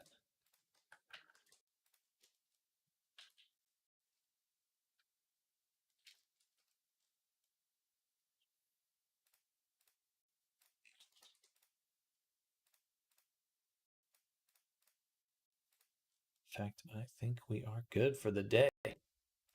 All right. I'm glad I stuck it out for another hour because we definitely got to where I had wanted to be initially, just getting everything ready for painting. As I'm reading your site, how is it down there in LA? I'm actually no longer in LA. It may still say that, but I live in Austin, Texas.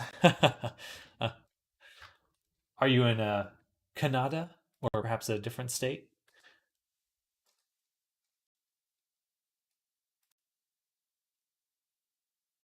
Texas is nice. It's actually super pleasant today.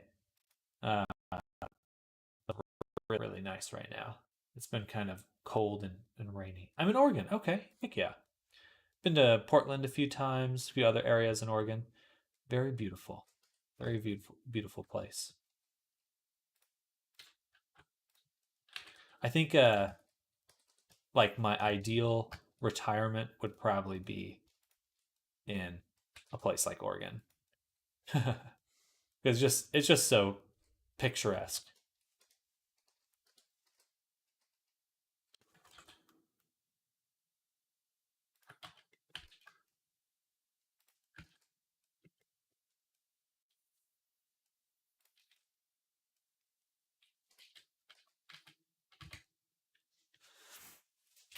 Would you recommend for someone to move to Austin, Texas? I mean, compared to Texas, it is a very friendly place. Definitely accepting of a lot of different lifestyles. It's much more like Portland in some senses. A lot of food trucks, a lot of hipsters. I don't know, for better or worse, and definitely a nice art scene here. There's a lot of if, there's a lot of drag shows and stuff like that. If that's what you might be interested in, um, very queer friendly city. Um, in fact, there's that phrase like "Keep Portland weird." Austin has the same slogan: "Keep Austin weird."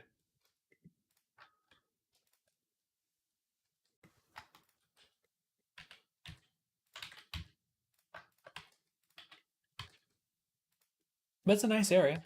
It's a nice area. Um, Certainly still Texas. A lot of Texan themes, cowboy hats, trucks. Um, Overall, I enjoy living here though, and I got family out here as well, so it's good for me to be out here.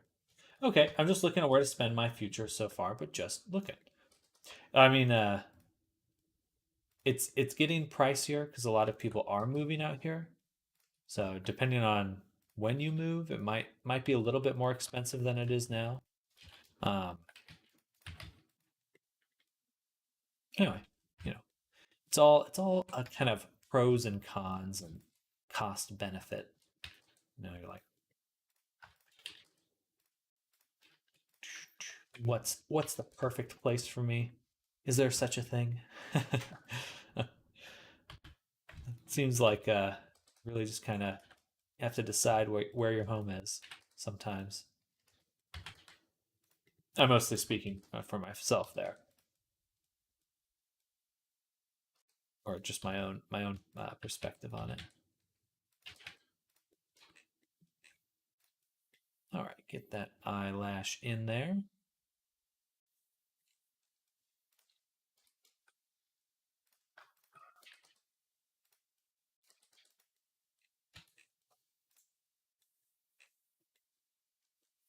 Much better. Why I moved to Texas? If it's okay to ask. California is too expensive. Too expensive for me. I mean, just the amount you're paying there. It's like for a two-bedroom in California, you could expect to pay $3,000 a month. It's like you could just move somewhere else and buy a house at that point. You might as well move to a different state and put a down payment on a house because that's how much you're paying. Victorville is so expensive and such. I'm not quite familiar with Victorville, but certainly where I was living, it was expensive. I was in LA for a while, then like Ventura area, and then LA for a little bit. So, uh, but it gets pricey. Seems like everywhere's getting a little expensive. I think it's mostly just because people know, or like it's easy to learn of places with the internet of like what's affordable, etc.